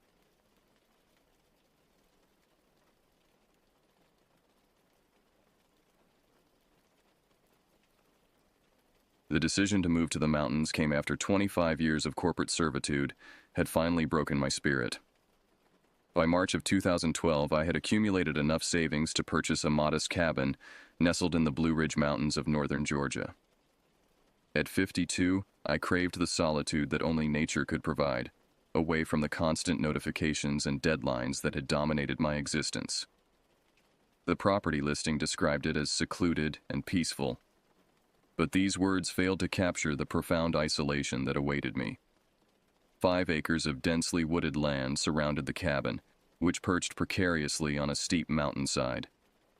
The nearest neighbor was nearly 2 miles away as the crow flies, and nearly 4 by the winding gravel road that connected our properties. My wife, Judith, supported the move but couldn't join me immediately. Her position at the hospital required a proper transition period, meaning I would spend the first month alone in our new home. The prospect didn't bother me. I had always been comfortable with solitude. The cabin itself was a sturdy structure built in the 1970s by a retired engineer with a penchant for over-engineering. The foundation was concrete, the walls thick pine, and the roof recently replaced. Inside, the open floor plan featured a kitchen and living area dominated by a stone fireplace, with 2 bedrooms and a bathroom tucked into the back. The front of the house boasted floor-to-ceiling windows that offered breathtaking views of the valley below. My first impression upon arriving was how the mountains seemed to swallow sound. The city's constant hum was replaced by a silence so profound it felt almost physical. That first afternoon, I stood on the front porch, listening to absolutely nothing, and felt the weight of 25 years lifting from my shoulders. The real estate agent, an older woman named Dorothy, had been apologetic about the driveway, a quarter-mile stretch of gravel that wound through the forest before connecting to what locals generously called the main road. In reality, it was just another gravel path, barely maintained by the county. "You'll need something with 4-wheel drive for winter," she had advised. "And even then, you might find yourself snowed in occasionally." I had nodded, secretly relishing the idea of forced isolation. As I unpacked my modest belongings that first evening, watching the sun set behind the distant peaks, I couldn't imagine anything disturbing the peace I had found. I was wrong. The first week passed without incident. I established a routine. Mornings spent exploring the property, afternoons dedicated to making the cabin more comfortable, and evenings reading by the fireplace. The complete absence of noise pollution allowed me to sleep more soundly than I had in decades. I became acquainted with the local wildlife. Deer that grazed at the edge of my clearing each morning, a family of raccoons that investigated my garbage cans despite my best efforts to secure them, and countless birds whose songs formed a natural symphony each dawn. My property extended deep into the forest, bordered by a small stream to the west and another private property to the east. The previous owner had maintained a rudimentary network of trails, which I began clearing and exploring. On the 3rd day, I discovered an old hunting blind about half a mile from the house, overlooking a natural clearing. It appeared abandoned for years, with rotting floorboards and vegetation reclaiming the structure. The isolation suited me perfectly. My only connection to the outside world was a satellite internet connection that worked when the weather permitted, and a cell phone that captured signal only on the highest point of my property, a rocky outcropping I named Communication Hill. I made weekly trips to the nearest town, a 30-minute drive down the mountain to stock up on supplies. The local grocery store doubled as a hardware store and general meeting place for the sparse population. During these visits, I exchanged pleasantries with the locals but never lingered. I was there for solitude, not to build a social network. By the end of the first week, I had mapped most of my property and begun repairs on the cabin's aging deck. Physical labor felt therapeutic after years behind a desk, and I fell into bed each night pleasantly exhausted. On day 8, I received my first visitor, a forest ranger named Bennett who stopped by to introduce himself. He was a tall, weathered man with a gray beard and eyes that seemed to look through rather than at you. "Just checking in on the new resident," he explained, declining my offer to come inside. "Winter's over, but spring can be tricky. Flash floods, fallen trees blocking roads. Best to be prepared." "I appreciate the warning," I replied. "I've stocked up on essentials." Bennett nodded, his gaze drifting to the forest behind me. "These mountains have been here long before us and will be here long after. They don't much care for human comfort." With that cryptic statement, he handed me a card with his number and departed, his Forest Service truck grinding down my gravel driveway. That night, I experienced my first storm in the mountains. The rain lashed against the windows with impressive force, and thunder echoed between the peaks with a resonance impossible in the flatlands.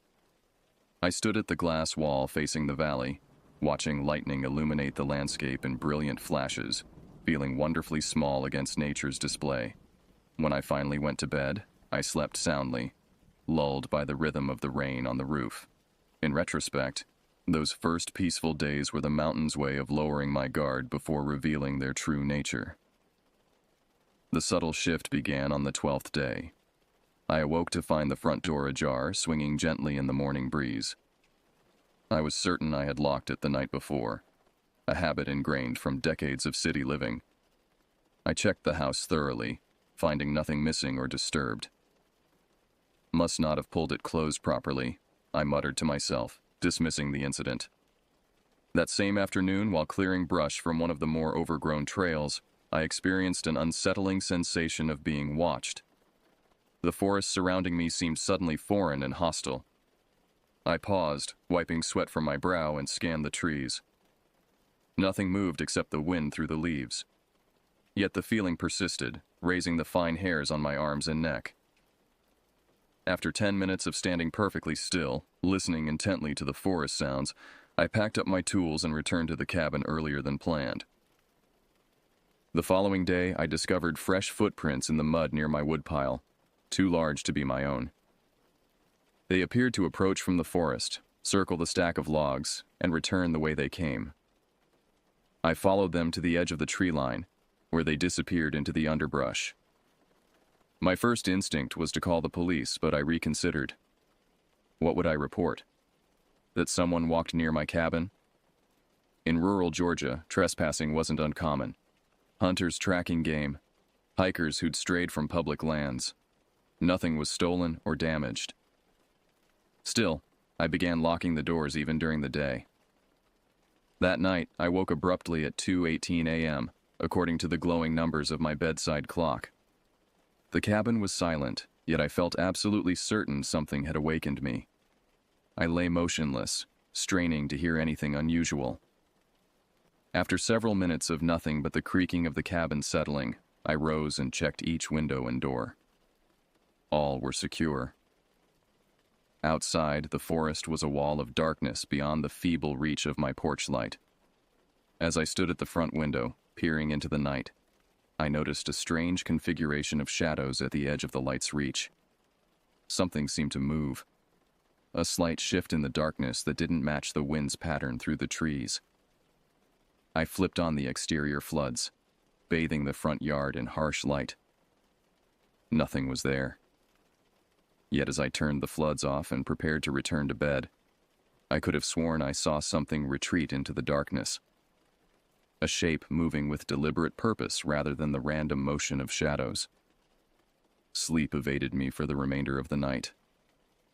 I sat in the living room with a cup of tea, watching the darkness through the windows until dawn gradually reclaimed the forest. The next morning, I discovered more footprints, this time on the front porch and around the perimeter of the cabin. They were the same size as before, but now they formed a complete circuit of my home, pausing at each window. The implications disturbed me deeply. Someone had been studying my home, looking in at me while I slept. I drove to town that day and purchased additional locks for the doors and windows, along with a shotgun from the local hunting supply store. The owner, a bald man with a friendly smile, didn't question my sudden interest in home security. "Living alone up in these mountains, I'd do the same," he said, showing me how to load and clean the weapon. "Probably just some curious animals, but better safe than sorry." I nodded, not mentioning the distinctly human footprints. By the time I returned to the cabin, I had half convinced myself that my imagination was running wild, a city dweller unused to the natural sounds and movements of the forest. The mountains had a way of playing tricks on the mind. This comforting rationalization lasted exactly 3 days. On my 18th night at the cabin, Judith called to say her departure would be delayed another 2 weeks. I expressed my disappointment, but assured her I was doing fine on my own. We chatted about her work, my progress on the cabin renovations, and the local wildlife I'd observed. I didn't mention the footprints or my growing unease. After hanging up, I prepared a simple dinner and settled in with a book by the fireplace. The evening passed uneventfully until I retired to bed around 10:30 p.m. The night was unusually still, no wind rustling the trees, no distant calls of nocturnal creatures. The silence itself seemed to have substance, pressing against the windows of the cabin. I awoke suddenly at 1:07 a.m., instantly alert. Something had disturbed my sleep.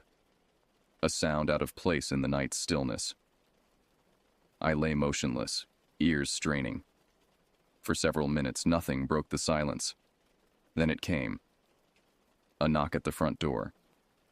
Not a tentative tap, but a firm, deliberate knock that resonated through the cabin. 3 distinct impacts, evenly spaced. The rational part of my mind immediately sought explanations. A ranger checking on me, a lost hiker seeking assistance, a neighbor with an emergency. But these rationales couldn't account for the complete absence of vehicle sounds. My driveway's gravel announced approaching cars long before they reached the cabin. I slid silently from bed and retrieved the shotgun from under it. The wood was cool against my palms as I loaded it with trembling hands. Moving to the bedroom doorway, I called out, "Who's there?" No response. The silence stretched for nearly a minute before the knocking resumed. Louder, more insistent. The same pattern, 3 firm knocks.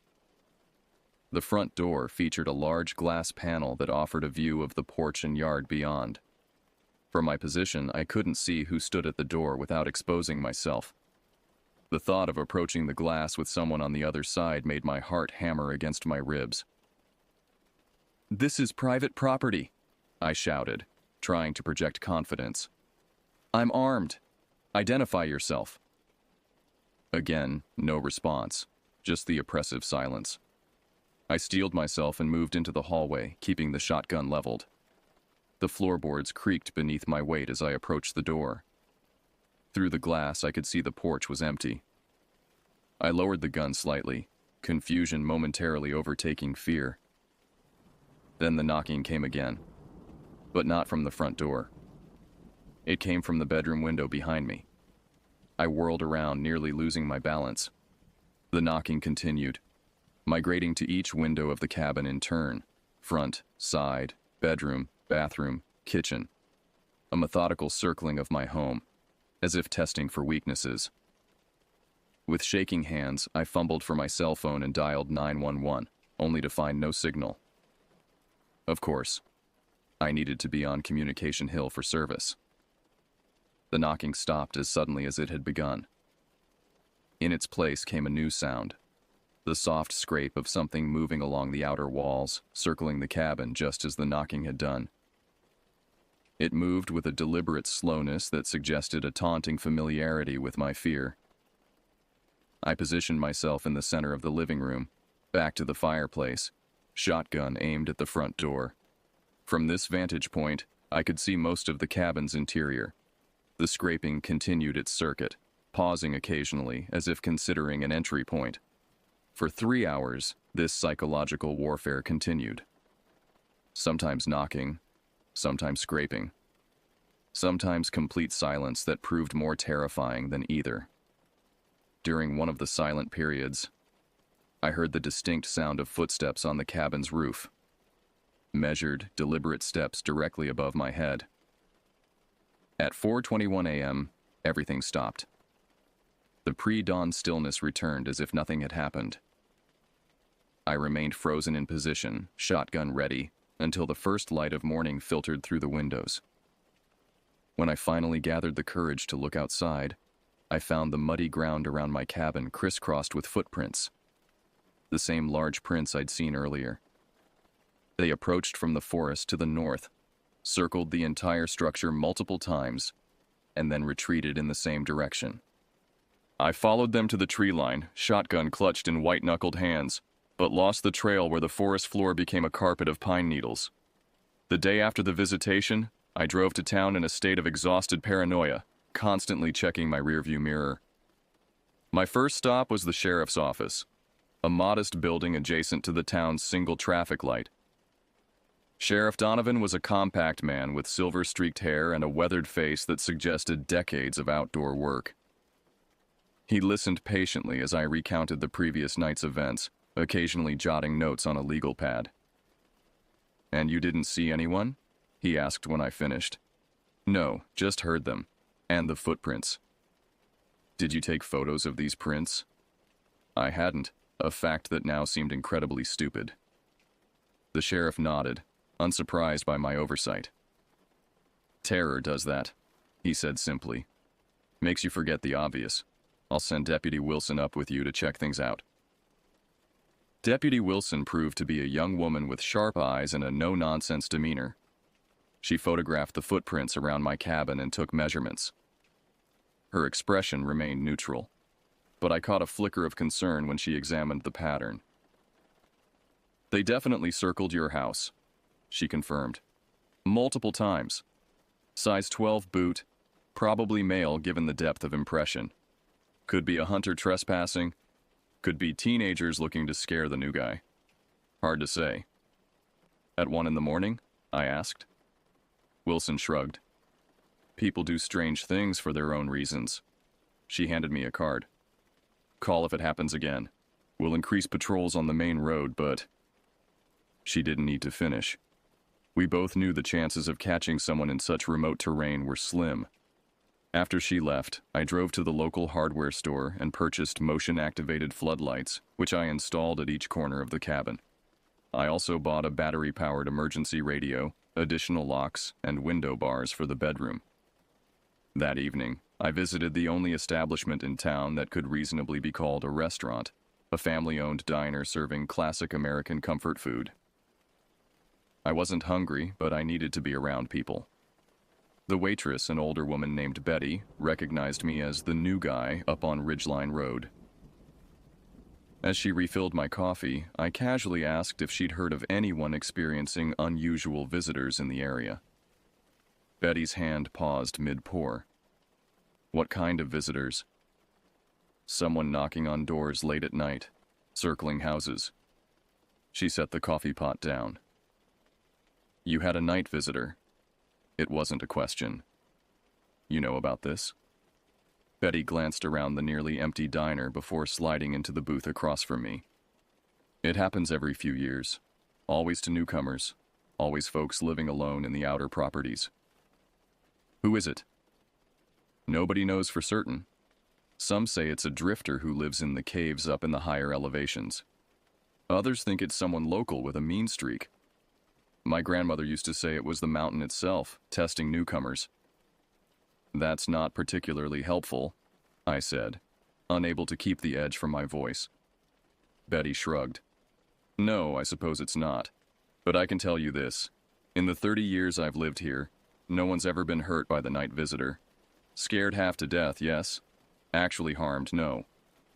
Has anyone ever seen them? Just glimpses. Tall figure, they say. Always at night. Always keeping to the shadows." "And the police?" "Sheriffs investigated every time. Never found anything conclusive." I left the diner with more questions than answers, and a growing sense that the locals viewed these incidents as some kind of rural initiation ritual, not worth serious concern. That night, I barricaded myself in the cabin, shotgun within reach, floodlights primed to illuminate any approach. I didn't expect to sleep, but exhaustion claimed me around midnight. No knocking came. No scraping. No footsteps. Just the ordinary sounds of a mountain night. Distant owls. The occasional rustle of nocturnal creatures. The house settling into itself. For 4 more nights, nothing unusual occurred. I began to wonder if the entire incident had been magnified by my urban paranoia, a mind unused to rural solitude, constructing threats from natural phenomena. Then came the 5th night, and with it, a revelation. The pattern was becoming clear. 5 nights of peace followed by activity. I hadn't recognized it after the first visitation, because I'd attributed the footprints and strange sensations to separate incidents. Now I understood. The presence was establishing a rhythm, perhaps intended to lull me into a false sense of security before each appearance. I prepared accordingly. On the 5th night of peace, I didn't go to bed. Instead, I positioned myself in the darkened living room with a clear view of the approaches to the cabin. The shotgun rested across my knees, and a night vision monocular, an expensive hunting tool I'd purchased in town, sat on the table beside me. At precisely 1:07 a.m., the exact same time as the previous incident, the motion-activated floodlights blazed to life, bathing the front yard in harsh illumination. I raised the monocular to my eye, scanning the tree line. Initially, I saw nothing. Then, at the furthest reach of the light, something moved. A figure retreating into the darkness. I caught only a glimpse. Tall, dressed in dark clothing, moving with a fluidity that suggested familiarity with the terrain. The floodlights, which should have been a deterrent, seemed instead to have forced a change in tactics. No knocking came. Instead, I detected movement at the edge of the light's reach, circling, always just beyond clear visibility. For hours, this continued. The figure moving in a wide perimeter around my cabin, occasionally triggering the lights but never approaching closely enough for identification. It was studying the new security measures, adapting its approach. Near dawn, the pattern changed. The figure retreated to the forest edge and remained stationary, visible only as a darker shape against the pre-dawn darkness. It seemed to be watching, waiting. For what? I couldn't fathom. As the sky lightened, I raised the monocular for one final look. The figure was gone, but something had been left behind, an object at the edge of my clearing. When full daylight arrived, I ventured out with the shotgun to investigate. A small cairn of stones had been constructed, 7 smooth river rocks balanced in a precise tower. The arrangement was clearly deliberate, not a natural formation. I circled it cautiously, looking for any clue to its purpose. The top stone had been positioned so that one flat side faced directly toward my cabin. Upon closer inspection, I discovered something had been etched into the stone's surface. A crude symbol resembling a spiral with a line bisecting it. The marking appeared freshly carved, tiny stone fragments still clinging to the grooves. I photographed the cairn from multiple angles before dismantling it, half expecting to find something hidden beneath the stones. There was nothing, just compressed earth where the lowest rock had sat. That afternoon, I drove to town and showed the photos to Sheriff Donovan, who studied them with a frown. "This is new," he admitted. "The night visitor usually just makes noise, leaves footprints. Never left any markers before." "What does it mean?" I asked. "Could be nothing. Could be someone playing an elaborate joke. Or they're escalating, becoming bolder." He rubbed his jaw thoughtfully. "I'd offer to put a deputy on your property, but frankly, we don't have the manpower." I left the sheriff's office feeling distinctly unprotected by local law enforcement. On impulse, I stopped at the town library, a small brick building with an antiquated computer system and a surprisingly well-maintained local history section. The librarian, an elderly man named Gregory, listened to my situation with academic interest. When I described the symbol, his eyebrows rose slightly. "May I see the photograph?" he asked. I showed him the clearest image on my phone. Gregory studied it for a long moment before retrieving a large leather-bound volume from a locked cabinet behind the desk. "This is a compilation of local folklore and history," he explained, carefully turning brittle pages. "Compiled in the 1930s by a WPA worker documenting Appalachian culture." He found what he was looking for and turned the book toward me. On the yellowed page was a hand-drawn illustration nearly identical to the symbol on the stone. "It's called a watcher mark," Gregory said. "According to local legend, it was used by mountain people to designate outsiders who were under observation by the community, sometimes as a warning, sometimes as a prelude to more direct action." "What kind of action?" I asked, mouth suddenly dry. Gregory closed the book carefully. "The accounts vary. In most cases, it was simply a signal for the community to shun the marked individual. In more extreme instances..." He paused. "Let's just say the mountains have their own justice system, historically speaking." "You're saying someone from the community is targeting me?" "I'm saying this symbol has historical significance in these mountains. Whether the person using it understands that significance is another question entirely." I left the library with photocopies of the relevant pages and a growing certainty that my night visitor was not some random drifter, but someone with connection to the area's history and traditions. That night, I didn't wait for the visitor to come to me. I decided to change the dynamic. Armed with the shotgun, a powerful flashlight, and a handheld GPS, I positioned myself in the hunting blind I'd discovered earlier. It offered a clear view of the cabin while providing concealment. My plan was simple: observe who or what approached my home, document their presence, and if necessary, confront them from a position of advantage. I settled in at sunset, prepared for a long night of surveillance. Hours passed uneventfully. Periodically, I checked the GPS to ensure I could find my way back in darkness if needed. The night grew increasingly cold, my breath forming small clouds in the hunting blind. At 1:05 a.m., 2 minutes before the expected time of appearance, I detected movement at the forest edge opposite my position. A tall figure emerged from the trees, moving with extraordinary stealth. Even watching intently, I could barely track their progress through the underbrush. The figure paused at the edge of the clearing, surveying the cabin. It appeared to be a man, dressed in dark clothing that blended with the forest. Something about his posture suggested tension, a predator assessing potential danger. After several minutes of observation, he moved toward the cabin, triggering the floodlights. Rather than retreating, he froze, becoming a stark silhouette in the artificial glare. He was indeed tall, well over 6 feet, and wore what appeared to be a canvas jacket and work pants. A dark hat obscured his features. For nearly 5 minutes, he remained motionless in the light, as if deliberately allowing himself to be seen. Then, with deliberate slowness, he raised one hand and made a gesture toward the cabin. A circular motion followed by a slashing movement. The gesture completed, he turned and looked directly toward the hunting blind where I was concealed.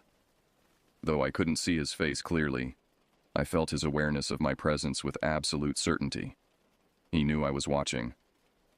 Abandoning stealth, I raised the shotgun and chambered around, the mechanical sound carrying clearly in the night air. The figure didn't flinch or flee. Instead, he nodded slowly, a deliberate acknowledgement, before turning and walking unhurriedly back into the forest. I remained in the blind, shotgun trained on the spot where he disappeared, until dawn broke. He didn't return. When daylight finally arrived, I approached the spot where he had stood. The ground revealed clear boot prints, the same size and pattern I'd seen around my cabin previously. Beside them, something gleamed in the morning light. A small metallic object had been pressed into the soft earth. An old coin. I carefully extracted it, brushing away the dirt. It appeared to be a silver dollar, dated 1899, with a small hole drilled near the edge.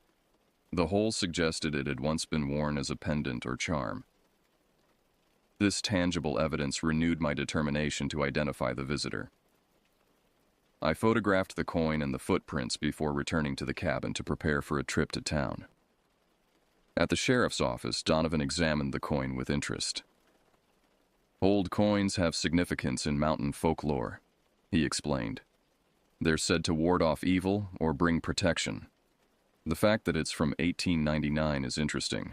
That's the year of the Wilson Hollow incident. What incident? Donovan hesitated. A dark chapter in local history. A community of outsiders settled in Wilson Hollow, about 5 miles from your place. They weren't welcomed by the established families. After several months of escalating tensions, the settlement was burned. Official records call it an accident, but...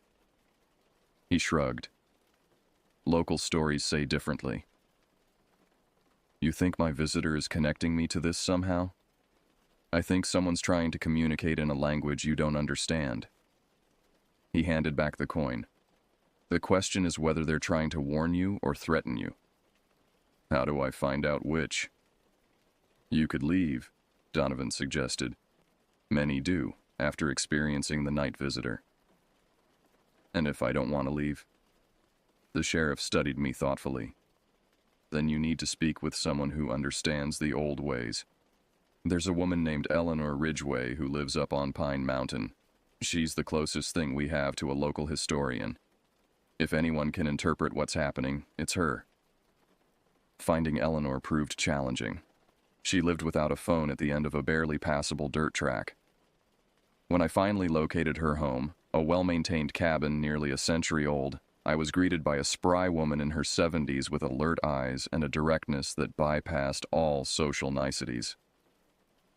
"You're the new one on Ridgeline Road," she stated before I could introduce myself. "The one with the night visitor." News traveled fast in small communities. I didn't bother asking how she knew. "I need to understand what's happening," I said. Eleanor gestured me inside. The cabin's interior was an eclectic mix of traditional Appalachian crafts and modern conveniences. She indicated a chair at a worn kitchen table and sat opposite me. "Show me what you've brought," she said. I placed the coin on the table between us. Eleanor didn't touch it, merely studied it with narrowed eyes. "Where was this found?" I explained the previous night's encounter in detail. Eleanor listened without interruption, her expression unchanging. "The visitor is testing you," she said finally. "The watching, the circling, the marks, all tests. The coin is the final piece." "Testing me for what?" "To see if you belong." She tapped the coin with one finger. "This particular coin has history. It belonged to a man named Joseph Keegan, the last outsider to successfully integrate into the mountain community after being tested. That was in 1947. "How do you know that?" "Because Joseph was my father." She picked up the coin, turning it over in her fingers. "After his death, this coin disappeared from our family collection. I always wondered where it went. So the person testing me stole this coin, or inherited it from whoever did." She handed the coin back to me. "The fact that it was given to you is significant. It means you're being offered a choice." "What choice?" "Stay and become part of the mountain, or leave and remain a stranger. The old families have their ways of protecting what they consider theirs. The night visitor is their messenger." "Who is he?" I pressed. Eleanor smiled thinly. "That's not my information to share. But I can tell you this. He'll come one more time. When he does, your response will determine whether you find peace here or not." I returned to the cabin with Eleanor's words echoing in my mind. The coin felt heavy in my pocket, a tangible connection to a tradition I was only beginning to comprehend. According to Eleanor, the third visit would come exactly 5 nights after the second, maintaining the established pattern. I spent those days in preparation, not for confrontation, but for communication. I needed to demonstrate my respect for the land and its traditions without surrendering my right to be there. Eleanor had given me specific instructions for what mountain people called making peace with the watching. On the 5th night, I didn't hide or arm myself. Instead, I set 2 chairs on the front porch facing each other. Between them, I placed a small table with 2 glasses and a bottle of locally distilled whiskey, a specific brand Eleanor had recommended, produced by one of the old families. As 1 a.m. approached, I took my seat and waited, the coin placed deliberately on the table beside the whiskey. The night was clear, a 3/4 moon providing enough illumination to see the edge of the forest without artificial light. I had disabled the motion sensors. At precisely 1:07 a.m., the figure emerged from the trees. He paused at the forest edge, observing the setup on the porch. For several long minutes, neither of us moved, a tableau of tension and possibility. Finally, he approached, moving with the same fluid grace I'd observed before. As he drew closer, details emerged. A weathered face with a gray beard, deep-set eyes under the brim of a worn hat, hands that showed decades of manual labor.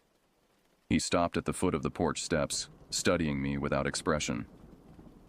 "I've spoken with Eleanor Ridgway," I said, breaking the silence. "I understand this is a test." The man nodded almost imperceptibly. "I respect the traditions of this place," I continued, "and I wish to live here in peace. Not as an intruder, but as a caretaker." I gestured to the empty chair across from me. For a moment I thought he would turn and disappear back into the forest.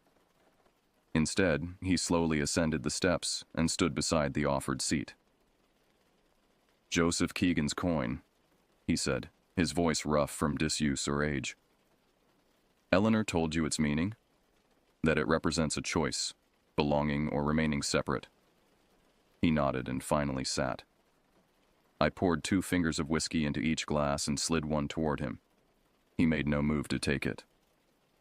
This land has memory, he said. It remembers those who treated it well and those who didn't. The people are the same. I intend to treat both with respect. Intentions are easy, living them is harder. He finally picked up the glass, studying the amber liquid. Why here? Why these mountains? It was the question I'd expected, the one Eleanor had warned would come. My answer would determine everything. Because I don't want to change this place, I said carefully. I want it to change me. He considered this, then raised his glass slightly. To honest words. We drank. The whiskey burned pleasantly, warming my chest. You have questions, he stated. Many. But I'll start with the most pressing. Will you continue to visit in the night? A ghost of a smile crossed his weathered face. Not in the same way. My watching is done.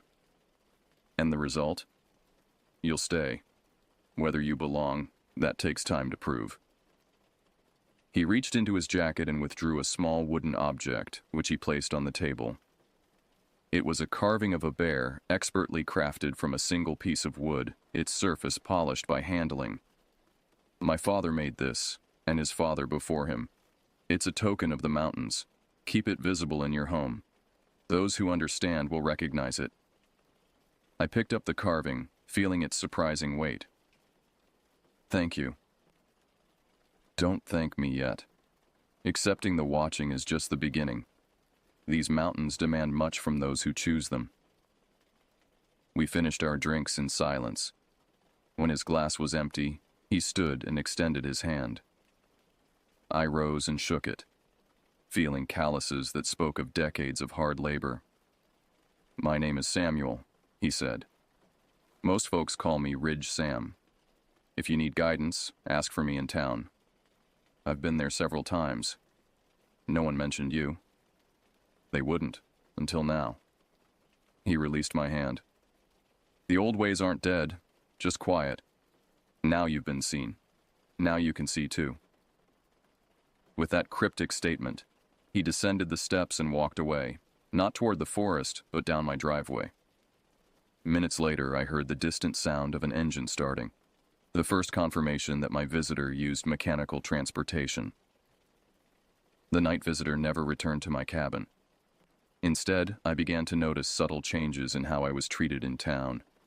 Shopkeepers who had been politely distant became conversational. I received invitations to community events that hadn't been mentioned before. Dorothy, the real estate agent, stopped by with a homemade pie and admitted she'd been worried about my adjustment period. 2 weeks later, Judith finally joined me at the cabin. By then, I had integrated into the community enough to understand that our acceptance wasn't guaranteed by my interaction with Ridge Sam. It was merely the beginning of a longer process. The mountains had their own rhythm, their own rules. Those who respected them found peace. Those who didn't eventually left. The night visitor was simply the first guardian of a tradition older than any living memory, ensuring that newcomers understood the choice before them. On our first evening together in our new home, I showed Judith the bear carving, now prominently displayed on our mantel. I told her a modified version of events, enough to explain its significance without alarming her. The locals have their traditions, I concluded. This is a sign that we're welcome. She examined the carving with artist's eyes, appreciating its craftsmanship. It's beautiful. Did you meet the carver? I thought of Ridge Sam, of our midnight conversation, of the ancient coin and its meaning. Yes, I replied. I believe we understand each other now. That night, I slept soundly for the first time since moving to the mountains. The forest had tested me, and I had passed the first trial. What future tests awaited remained to be seen, but I faced them without fear.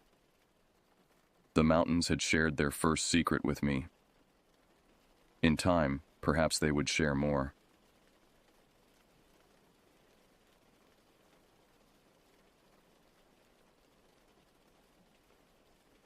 The letter arrived on a Tuesday, the kind of day where nothing extraordinary is meant to happen. I stared at the return address, a law firm I'd never heard of from a small town in Montana that might as well have been on another planet. Inside was news that changed everything. I'd inherited property from a great uncle I barely remembered. Uncle Calvin had been the family eccentric, disappearing into the wilderness decades ago with little contact since. Now he was dead, and somehow I owned 40 acres of remote forest land nestled in the mountains, complete with a cabin and access to something called Wanagi Lake. It's probably nothing but a rotting shack, my friend Leave said over coffee later that week. These mountain hermits live in squalor. You'll likely just sell it. But something about the inheritance pulled at me. My life had become a series of predictable days, each blending seamlessly into the next. The monotony of my job, the staleness of my relationships, everything felt worn thin. Maybe this unexpected gift was exactly what I needed. I think I'm going to check it out first, I told her. Take some time off, see what's there. Liv raised an eyebrow. Alone? In the middle of nowhere? It's the 21st century. I'll have my phone, my car. Besides, it's only for a week or two. The drive took nearly 14 hours, the last two on roads that became progressively narrower and more neglected. The GPS signal vanished entirely as I followed the printed directions from the lawyer. When I finally turned onto the unmarked dirt road that supposedly led to my property, the sun was already dipping behind the mountains, casting long, distorted shadows through the trees. The cabin appeared suddenly around a bend, a solid structure of weathered logs with a stone chimney and a small covered porch. It was far more substantial than I'd expected. Not some ramshackle hovel, but a proper dwelling, built to withstand the elements. The surrounding forest pressed close, tall pines and firs creating a natural enclosure that felt both protective and somehow watchful. I parked and stepped out, listening to the profound silence broken only by birdsong and the whisper of wind through branches. The air smelled of pine and earth and something else. Water. Following a narrow trail behind the cabin, I emerged at the shore of Wanagi Lake. The water stretched before me perfectly still, reflecting the mountains and darkening sky like a mirror. According to the papers, the Blackfeet name Wanagi meant spirit or ghost, and standing there as twilight descended, I could understand why. There was something otherworldly about the perfect stillness, the absolute isolation. Returning to the cabin, I used the old iron key the lawyer had provided. The door opened with a low creak. Inside, it was surprisingly clean and orderly. A stone fireplace dominated one wall, with a worn but comfortable-looking sofa facing it. A basic kitchen occupied one corner, and a door led to what I assumed was a bedroom. Uncle Calvin might have been eccentric, but he wasn't messy. As I explored further, something struck me as odd. While there was a thick layer of dust over everything, it seemed too organized, as if someone had been here recently, straightening things. On the kitchen table sat a leather-bound journal, positioned precisely in the center. I opened it to find my uncle's handwriting, the last entry dated just 3 weeks ago, nearly a week after his supposed death. I hear it again tonight, closer this time. The others say it isn't real, that it's just my mind playing tricks. But I know what I've seen in the shadows between the trees. I know what watches me from the far shore. I should leave this place, but I can't abandon my work. Not when I'm so close to understanding. A chill ran through me as I closed the journal. What had Uncle Calvin been talking about? Who were the others he mentioned? According to the lawyer, he'd lived alone for decades. I continued my inspection of the cabin, finding a door in the hallway that opened to reveal a steep staircase leading to a basement. With no light switch visible, I used my phone's flashlight to illuminate the steps as I descended cautiously. The basement was surprisingly large, extending beyond what I would have guessed was the cabin's footprint. One side was set up as a workspace with a large table covered in maps, notebooks, and strange artifacts. Pieces of what looked like bone and fur, plaster casts of enormous footprints. The back wall was covered entirely in photographs, news clippings, and handwritten notes, all connected by red string in a complex web that made no immediate sense. In the center of it all was a large map of the surrounding area, with Wanagi Lake at its heart. Red circles marked locations around the lake's perimeter, with dates and cryptic notes beside each. The most recent was just a month ago, with a single word beside it. Confirmed. As I leaned closer to examine the markings, a powerful gust of wind shook the cabin above. The basement door slammed shut with a bang that made me jump, plunging the space into darkness save for my phone's beam. Something scraped against the cabin's exterior wall. Something large. From somewhere in the distance came a sound that stopped my breath. Not quite a howl, not quite a scream, but something in between that echoed across the lake and through the trees. It was unlike anything I'd ever heard from any animal I knew. My phone light caught one final detail before I rushed back upstairs. A large, blurry photograph pinned to the center of my uncle's research wall. It showed a massive, dark figure standing at the edge of the lake, half concealed by trees, but unmistakably bipedal and impossibly large. Underneath, my uncle had written a single word: Watcher. Morning brought clarity and a sense of foolishness over my night fears. The wind in these mountains could play tricks, creating sounds that seemed almost human in their resonance. And my uncle's research wall? Probably the harmless obsession of an old man with too much time on his hands. It wouldn't be the first time someone had convinced themselves they'd found evidence of creatures in the wilderness. With daylight streaming through the windows, I made a proper exploration of the cabin. The bedroom contained a comfortable-looking bed with a handmade quilt, a dresser, and a small bookshelf filled with texts on local history, wildlife, and more esoteric subjects: cryptozoology, folklore, and several volumes on indigenous legends of the region. The bathroom was simple but functional, with a clawfoot tub that looked inviting after my long drive. What most caught my attention was a small study off the main room, lined with more bookshelves and containing a desk positioned to look out through a window toward the lake. Here, more of my uncle's research was evident. Notebooks filled with observations of the surrounding wilderness, sketches of tracks and markings he'd found, and detailed accounts of what he called encounters. On the desk sat a more recent journal than the one I'd found last night, and this one was filled with increasingly urgent entries. April 3rd. Found another structure today, North Shore. Like the others, branches woven together nearly 8 feet tall. Too deliberate to be natural, too complex to be hikers.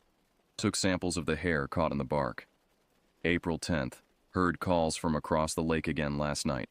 3 distinct vocalizations, different locations. They're communicating. April 15th. Footprints outside the cabin this morning. Largest I've measured yet, 17 inches. Whatever it is, it stood at my window for some time. I should be frightened, but I'm fascinated. It's studying me as much as I'm studying it. The final entry was from just days before his death. April 28th. I've finally understood what they want. The old mine contains what they're protecting. Tomorrow I'll attempt contact at the designated site. If I'm right about the artifacts, everything changes. I set the journal down, feeling uneasy. What mine was he talking about? And what kind of contact had he been planning? The lawyer had mentioned nothing about a mine on the property, but clearly it had been significant to my uncle. I decided to explore the land, hoping to find answers, and perhaps determine exactly what had happened to him. According to official reports, he'd died of natural causes, found in his bed by a forest ranger who checked on him periodically. But the journal entries suggested he'd been in the midst of something he considered momentous. Gathering some supplies, water, a small first aid kit, and a hunting knife I'd found in a kitchen drawer, I set out to explore the property. The day was clear but cool, perfect for hiking. Following a faint trail that led around the lake's perimeter, I kept my eyes open for anything unusual. About a mile from the cabin, I found the first structure that matched my uncle's description. It was tall and conical, made of branches and limbs woven together with surprising intricacy. Too deliberate to be random, too complex to be the work of typical hikers. I circled it cautiously, noting how some of the branches seemed to have been broken at specific points rather than cut, requiring considerable strength. As I continued around the lake, I found two more similar structures, each positioned where they weren't easily visible from the water, but provided a clear view of the surrounding forest. Almost like blinds for observing without being observed.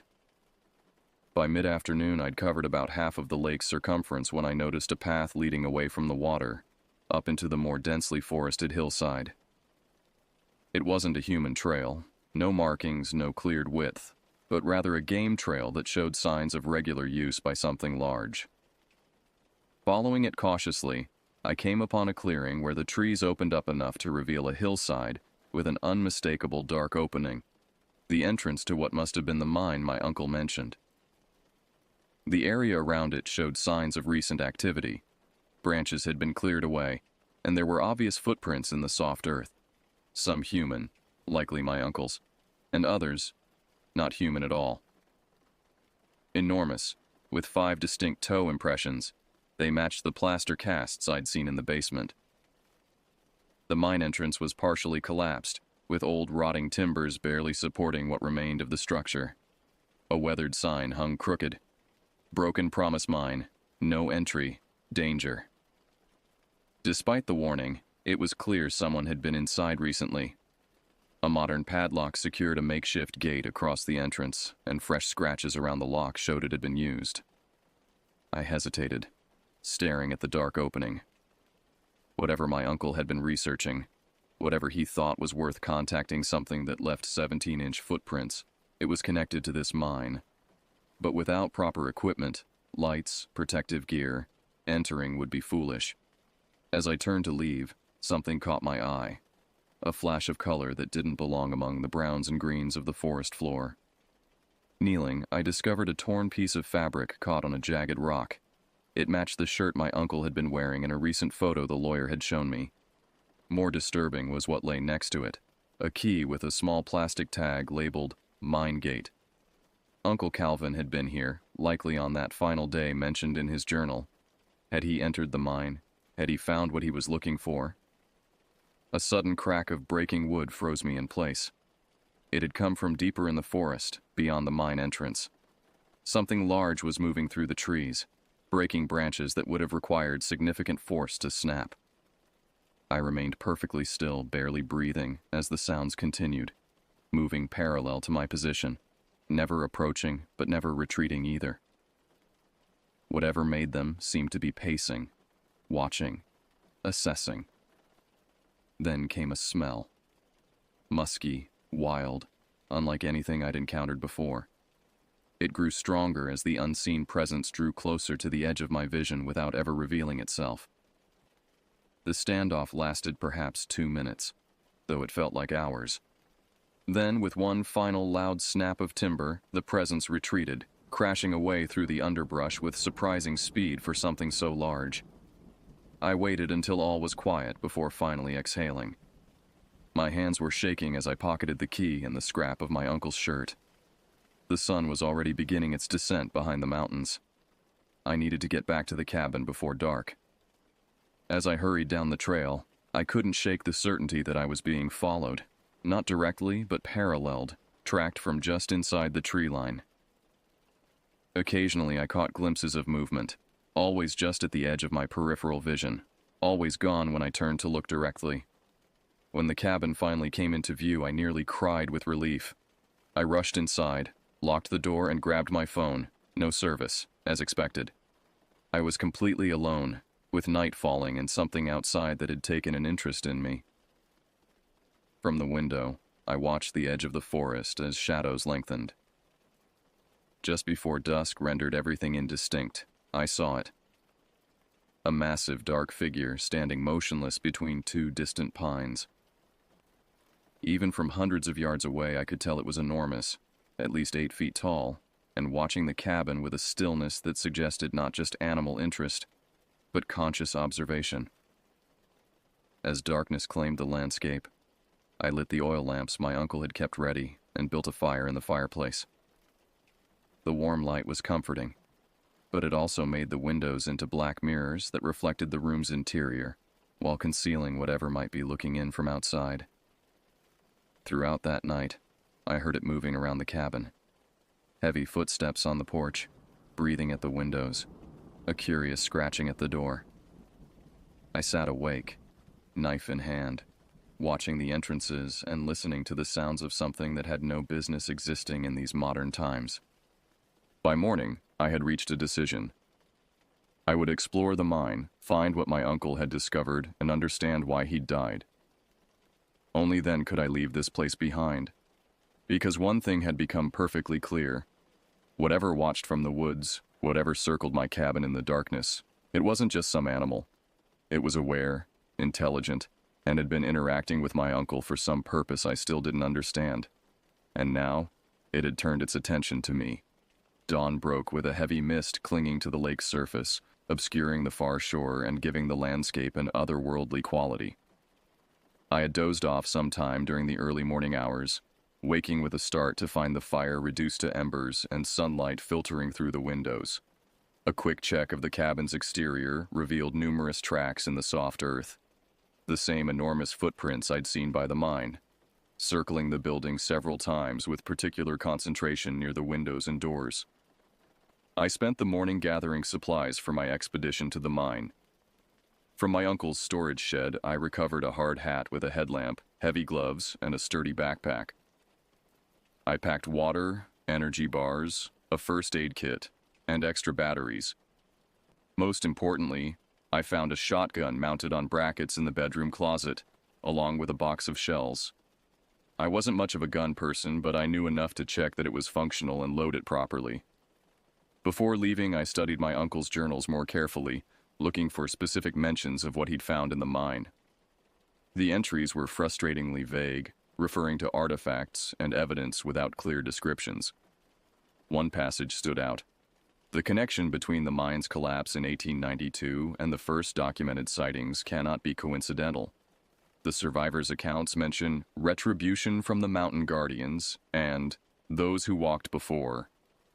They knew what they had disturbed. The sealed chamber on the third level contains the proof. Other entries referenced local indigenous legends about tall ones who lived in the mountains, protecting sacred sites from human intrusion. My uncle had apparently interviewed tribal elders from the region, who told him the area around Wanagi Lake had been considered forbidden territory for centuries, a place where the boundary between worlds was thin, and ancient beings still walked. By mid-morning, I was ready to depart. The mist had burned off, revealing a perfect blue sky that belied the anxiety churning in my stomach. I left a detailed note in the cabin explaining where I was going, on the off chance someone came looking for me if I didn't return. The hike to the mine seemed shorter in daylight, though no less unsettling. Twice I heard movement in the underbrush paralleling my path, but nothing showed itself. At the mine entrance, I paused to study the ground more carefully. Fresh tracks led both into and out of the mine. My uncle had indeed entered, and apparently exited as well. But other tracks overlapped his, the enormous footprints now familiar to me. Whatever made them had followed him inside. Using the key I'd found, I unlocked the rusted gate and swung it open with a protesting squeal of metal. The entrance tunnel was surprisingly intact, shored up with timbers that had been maintained over the years, possibly by my uncle. My headlamp revealed a passage that extended about 20 feet before taking a downward turn. Taking a deep breath, I stepped inside. The air was cool and damp, with that distinctive mineral smell of underground spaces. Water dripped somewhere in the distance, a steady plink that echoed through the passage. My footsteps sounded unnaturally loud on the stone floor. The main tunnel sloped steadily downward with smaller offshoots branching away at intervals. Following my uncle's journal descriptions, I knew I needed to reach the third level down. Old wooden signs marked the way, though many were rotted or fallen. The first level contained mostly collapsed tunnels and rusted equipment. The second opened into a larger chamber that had clearly been the main work area, with the remnants of an ore processing station and crumbling carts on narrow-gauge rails. Finding the passage to the third level proved challenging. According to the journal, it had been deliberately obscured after the mine's abandonment. Eventually, I located a section of wall that seemed newer than its surroundings. Looking carefully, I found a metal ring nearly hidden among the rocks at floor level. Pulling it revealed a trapdoor leading to a steep set of stairs cut directly into the stone. My headlamp barely penetrated the darkness below. For a moment I hesitated. Every instinct warned against going deeper, away from the surface and safety. But I had come too far to turn back. The stairs descended in a tight spiral for what felt like hundreds of feet. The air grew colder and somehow heavier, pressing against my skin with an almost physical weight. When I finally reached the bottom, I found myself in a narrow passage that opened into a chamber much larger than I had expected. My light couldn't reach the far walls or ceiling, creating the disorienting sensation of standing on the edge of a void. The floor was smooth, unnaturally so, as if polished by centuries of use. And there, in the center of what my light could illuminate, stood a structure that stopped me cold. It wasn't part of the mine. It wasn't something built by the miners who had worked these tunnels. It was older. Much older. A circular arrangement of stone pillars, each carved with symbols I didn't recognize, surrounding a central altar-like slab. The entire structure reminded me of a miniature Stonehenge, but these stones were black as coal and seemed to absorb my light rather than reflect it. On the central slab lay what I initially took to be a pile of cloth. Moving closer, I realized it was my uncle's jacket, neatly folded, with his journal placed on top. Beside these items were artifacts clearly collected from elsewhere in the chamber. Fragments of carved stone, a piece of what looked like an enormous vertebra, and a container filled with coarse, dark hair. I picked up the journal with trembling hands and opened it to the final pages. The last entry was dated the day of his supposed death. I was right. They are guardians, not monsters. What sleeps beneath must never be disturbed. The chamber beyond the pillars contains their most sacred site, where they've performed rites since before humans walked these lands. They've allowed me to observe from a distance, the greatest privilege any researcher could hope for. Tonight, I will return one final time to complete my documentation. They have accepted my presence, but I harbor no illusions about my status. I am merely a tolerated witness to something ancient and powerful. If anything happens to me, whoever finds this should know. Do not fear them unless you threaten what they protect. Leave this place, seal the entrance, let them continue their vigil in peace. Some secrets belong to older powers than ours. The final line was written in a shakier hand. They're coming. I hear them descending. This may be my final entry. I lowered the journal, a chill running through me despite the sweat beading on my forehead. What had happened to my uncle after writing those words? If he'd died here, how had his body been found in his bed at the cabin? A sound from deeper in the chamber froze me in place. A scraping, like stone against stone, followed by what could only be described as rhythmic thumping, like massive footsteps approaching from beyond my light's reach. I barely had time to duck behind one of the stone pillars before something emerged from the darkness. It was enormous, at least 9 feet tall, with a powerful frame covered in dark, matted hair. Its face remained in shadow, but I caught glimpses of intelligent eyes reflecting my hidden light's glow. Behind it came another, slightly smaller, but moving with the same deliberate grace. Their footsteps matched exactly the prints I'd found around the cabin and mine entrance. They approached the central slab, seemingly unaware of my presence. The larger one carried something in its massive hands, a bundle wrapped in what looked like animal hides. With surprising gentleness, it placed this bundle on the stone surface, Then both creatures began a series of movements that could only be described as ceremonial, accompanied by low, rumbling vocalizations that seemed to make the very air vibrate. I remained frozen, barely breathing, as the ritual continued. These were not animals. Their movements were too purposeful, too laden with obvious meaning. They were performing something sacred, something ancient, in a place that had clearly been theirs long before humans discovered the mountain's mineral wealth. As they finished and turned to leave, disaster struck. My hand, numb from maintaining my crouched position, slipped from the stone pillar. I caught myself, but not before dislodging a small cascade of pebbles that clattered across the chamber floor. Both creatures stopped instantly, heads turning with unnerving coordination toward my hiding place. For a breathless moment, nothing moved. Then, with shocking speed for being so large, they charged toward me.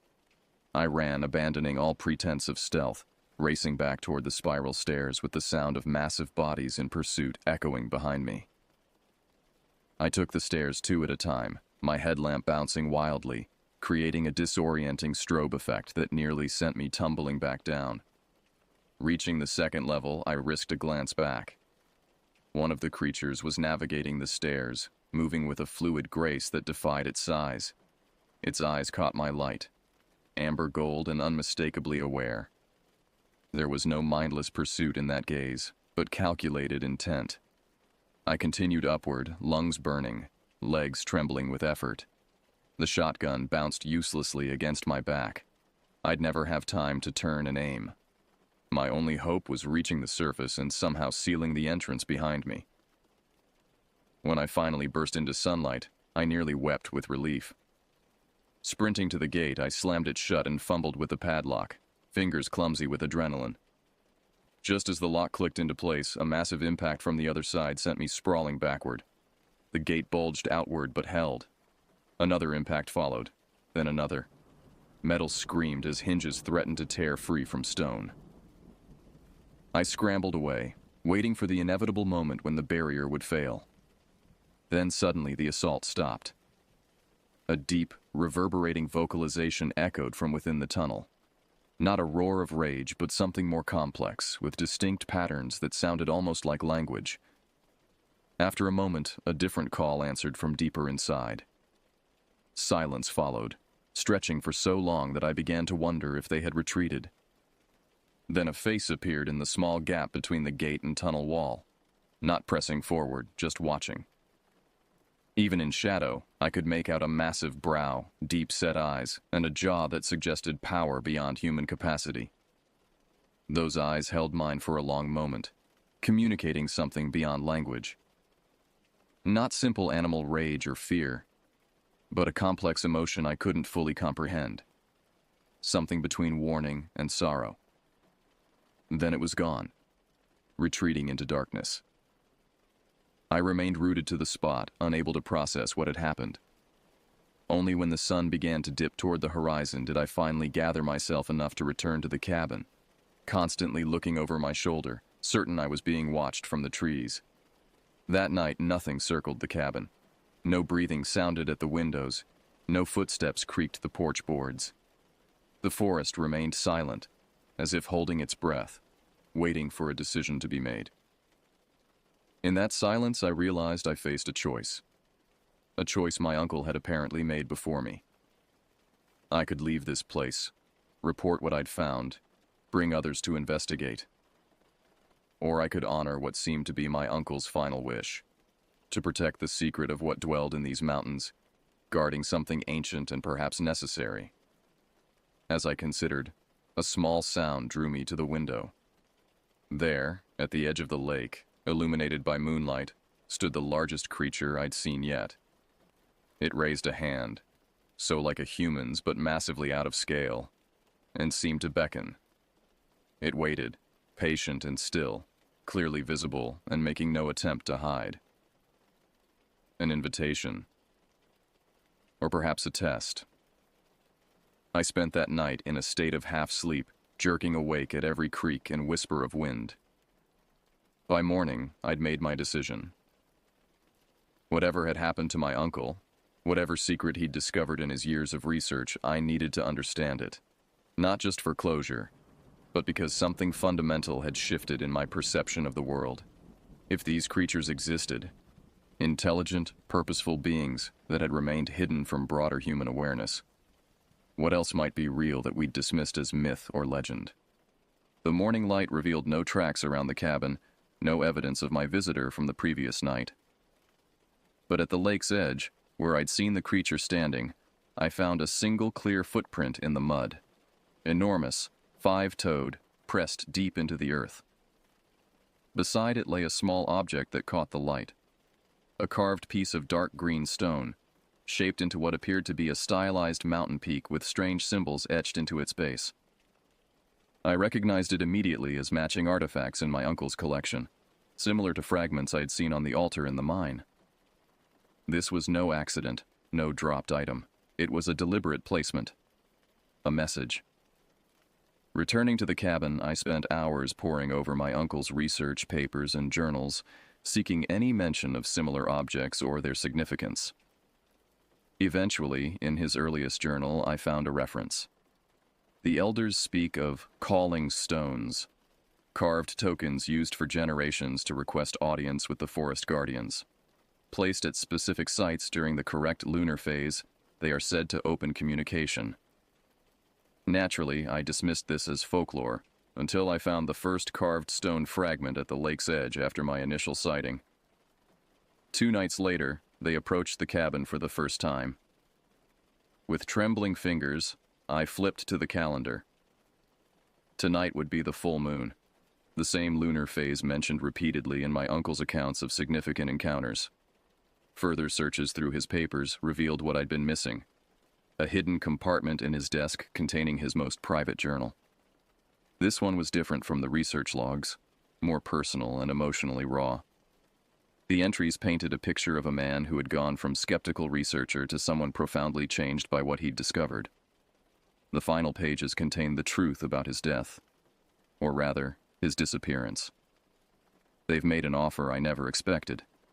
After years of observation and cautious interaction, they've invited me to witness their most sacred ritual, what they call the renewal. No outsider has seen this in centuries, perhaps longer. The price is high. I must disappear from the human world. A body will be found, not mine, but one that will pass casual inspection. My affairs will be settled, my property transferred as I've arranged. I will be declared dead, freeing me to accept this final invitation.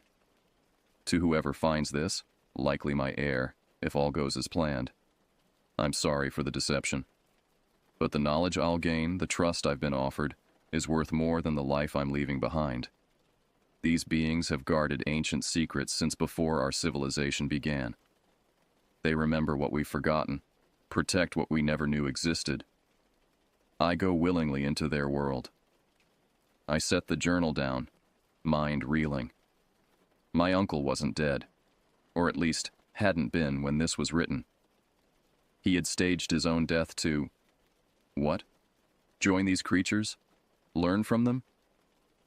The journal didn't specify exactly what the renewal ritual entailed or what had happened after. One thing was clear. The property transfer, my inheritance, had been deliberately planned. He had wanted someone, me, to find this place, his research, perhaps even the creatures themselves. But why? The last page contained what appeared to be instructions, written in a hurried hand. If you've found this, and chosen to stay rather than flee, you've passed the first test. The stone is an invitation. At moonrise, take it to the western shore, where the 3 tallest pines stand together. Place it on the flat rock at the water's edge. Then wait. They will come. Listen to what they offer. Whatever you decide, remember. Their existence must remain protected. Too many would destroy what they don't understand. I checked my watch. 4 hours until sunset, perhaps 5 until moonrise. Time enough to prepare, to consider what I was about to do. Part of me wanted to pack up and leave, to dismiss everything as the elaborate fantasy of an old man who had spent too many years alone in the wilderness. But I had seen them with my own eyes, felt their presence, witnessed their deliberate actions. The remaining hours passed in a blur of preparation and anxious waiting. I gathered supplies, flashlight, water, my uncle's journal for reference, and tried to calm my racing thoughts. What did they want with me? What had happened to my uncle? Was I walking into danger or something else entirely? As dusk settled over the lake, I made my way to the western shore. The 3 tallest pines were easy to spot, their massive trunks and towering height distinguishing them from their neighbors. At their base, where forest met shore, a flat rock jutted out over the water's edge, a natural altar of sorts. I placed the carved stone in the center of the rock's surface, then retreated a short distance to wait among the trees. The moon had not yet risen, but its glow was beginning to illuminate the eastern sky. The lake's surface was perfectly still, reflecting the emerging stars like a vast mirror. Time stretched as I waited, fighting the urge to flee with each passing minute. Just as the full moon crested the distant mountains, sending a silver path across the water, I heard them coming, not with crashes through the underbrush as before, but with a silent, deliberate approach that somehow made their presence even more imposing. They emerged from the forest on the opposite shore, 3 massive figures silhouetted against the moonlight. They stood motionless for a long moment, as if assessing the situation, then entered the water. I expected splashing, but they moved with surprising grace, barely disturbing the surface as they crossed. I remained frozen in my hiding place as they reached my side of the lake and approached the stone I'd placed.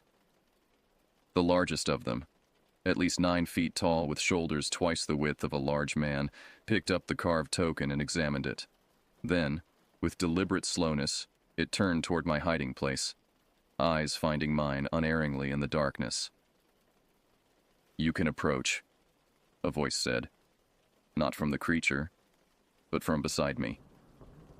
I nearly cried out in shock, spinning to find a human figure standing just feet away, an old man with a weathered face and familiar eyes. My uncle. "Calvin?" I whispered, disbelieving. He nodded, a slight smile crossing his face. "I'm sorry for the deception. It was necessary. Come, they're waiting."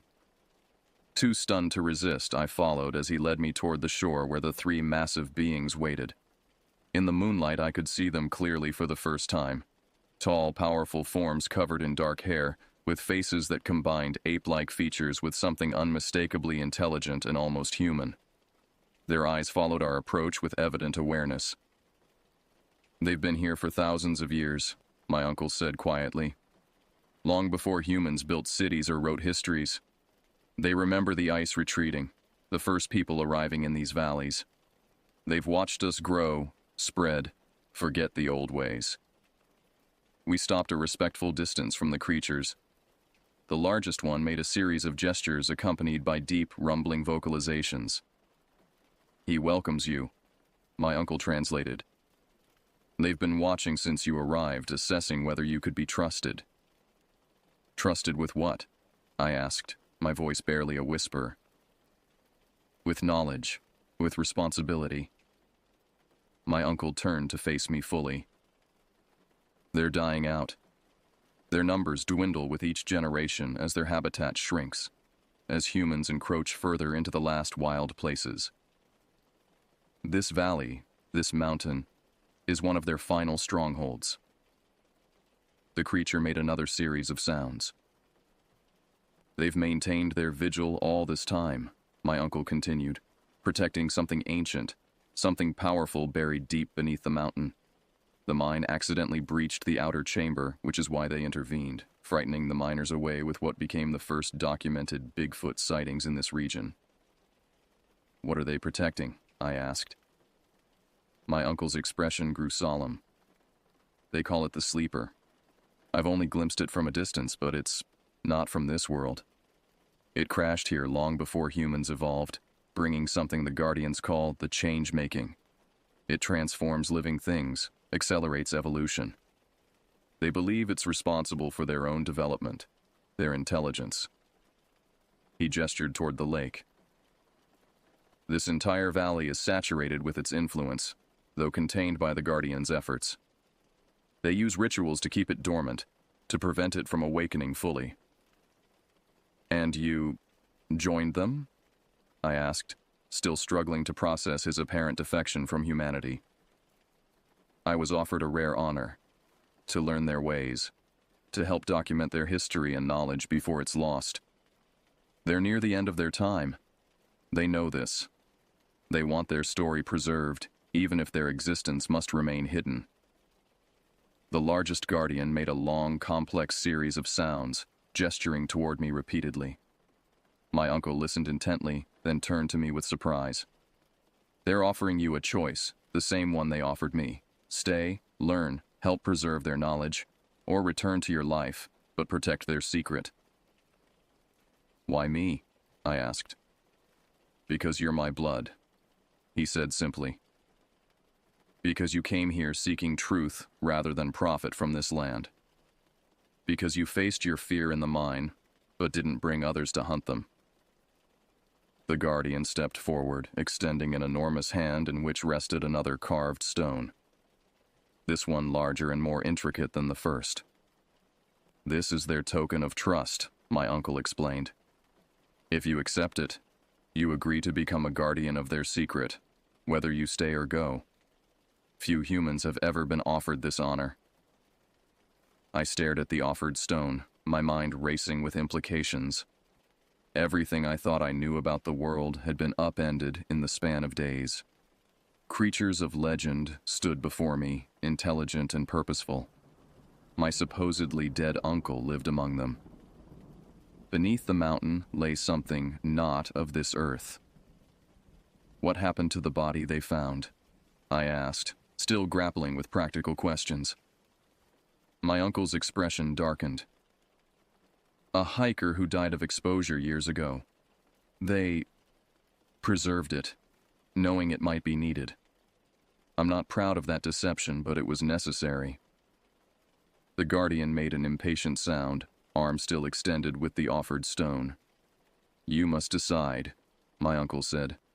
Dawn approaches, and they must return to their sanctuary before daylight.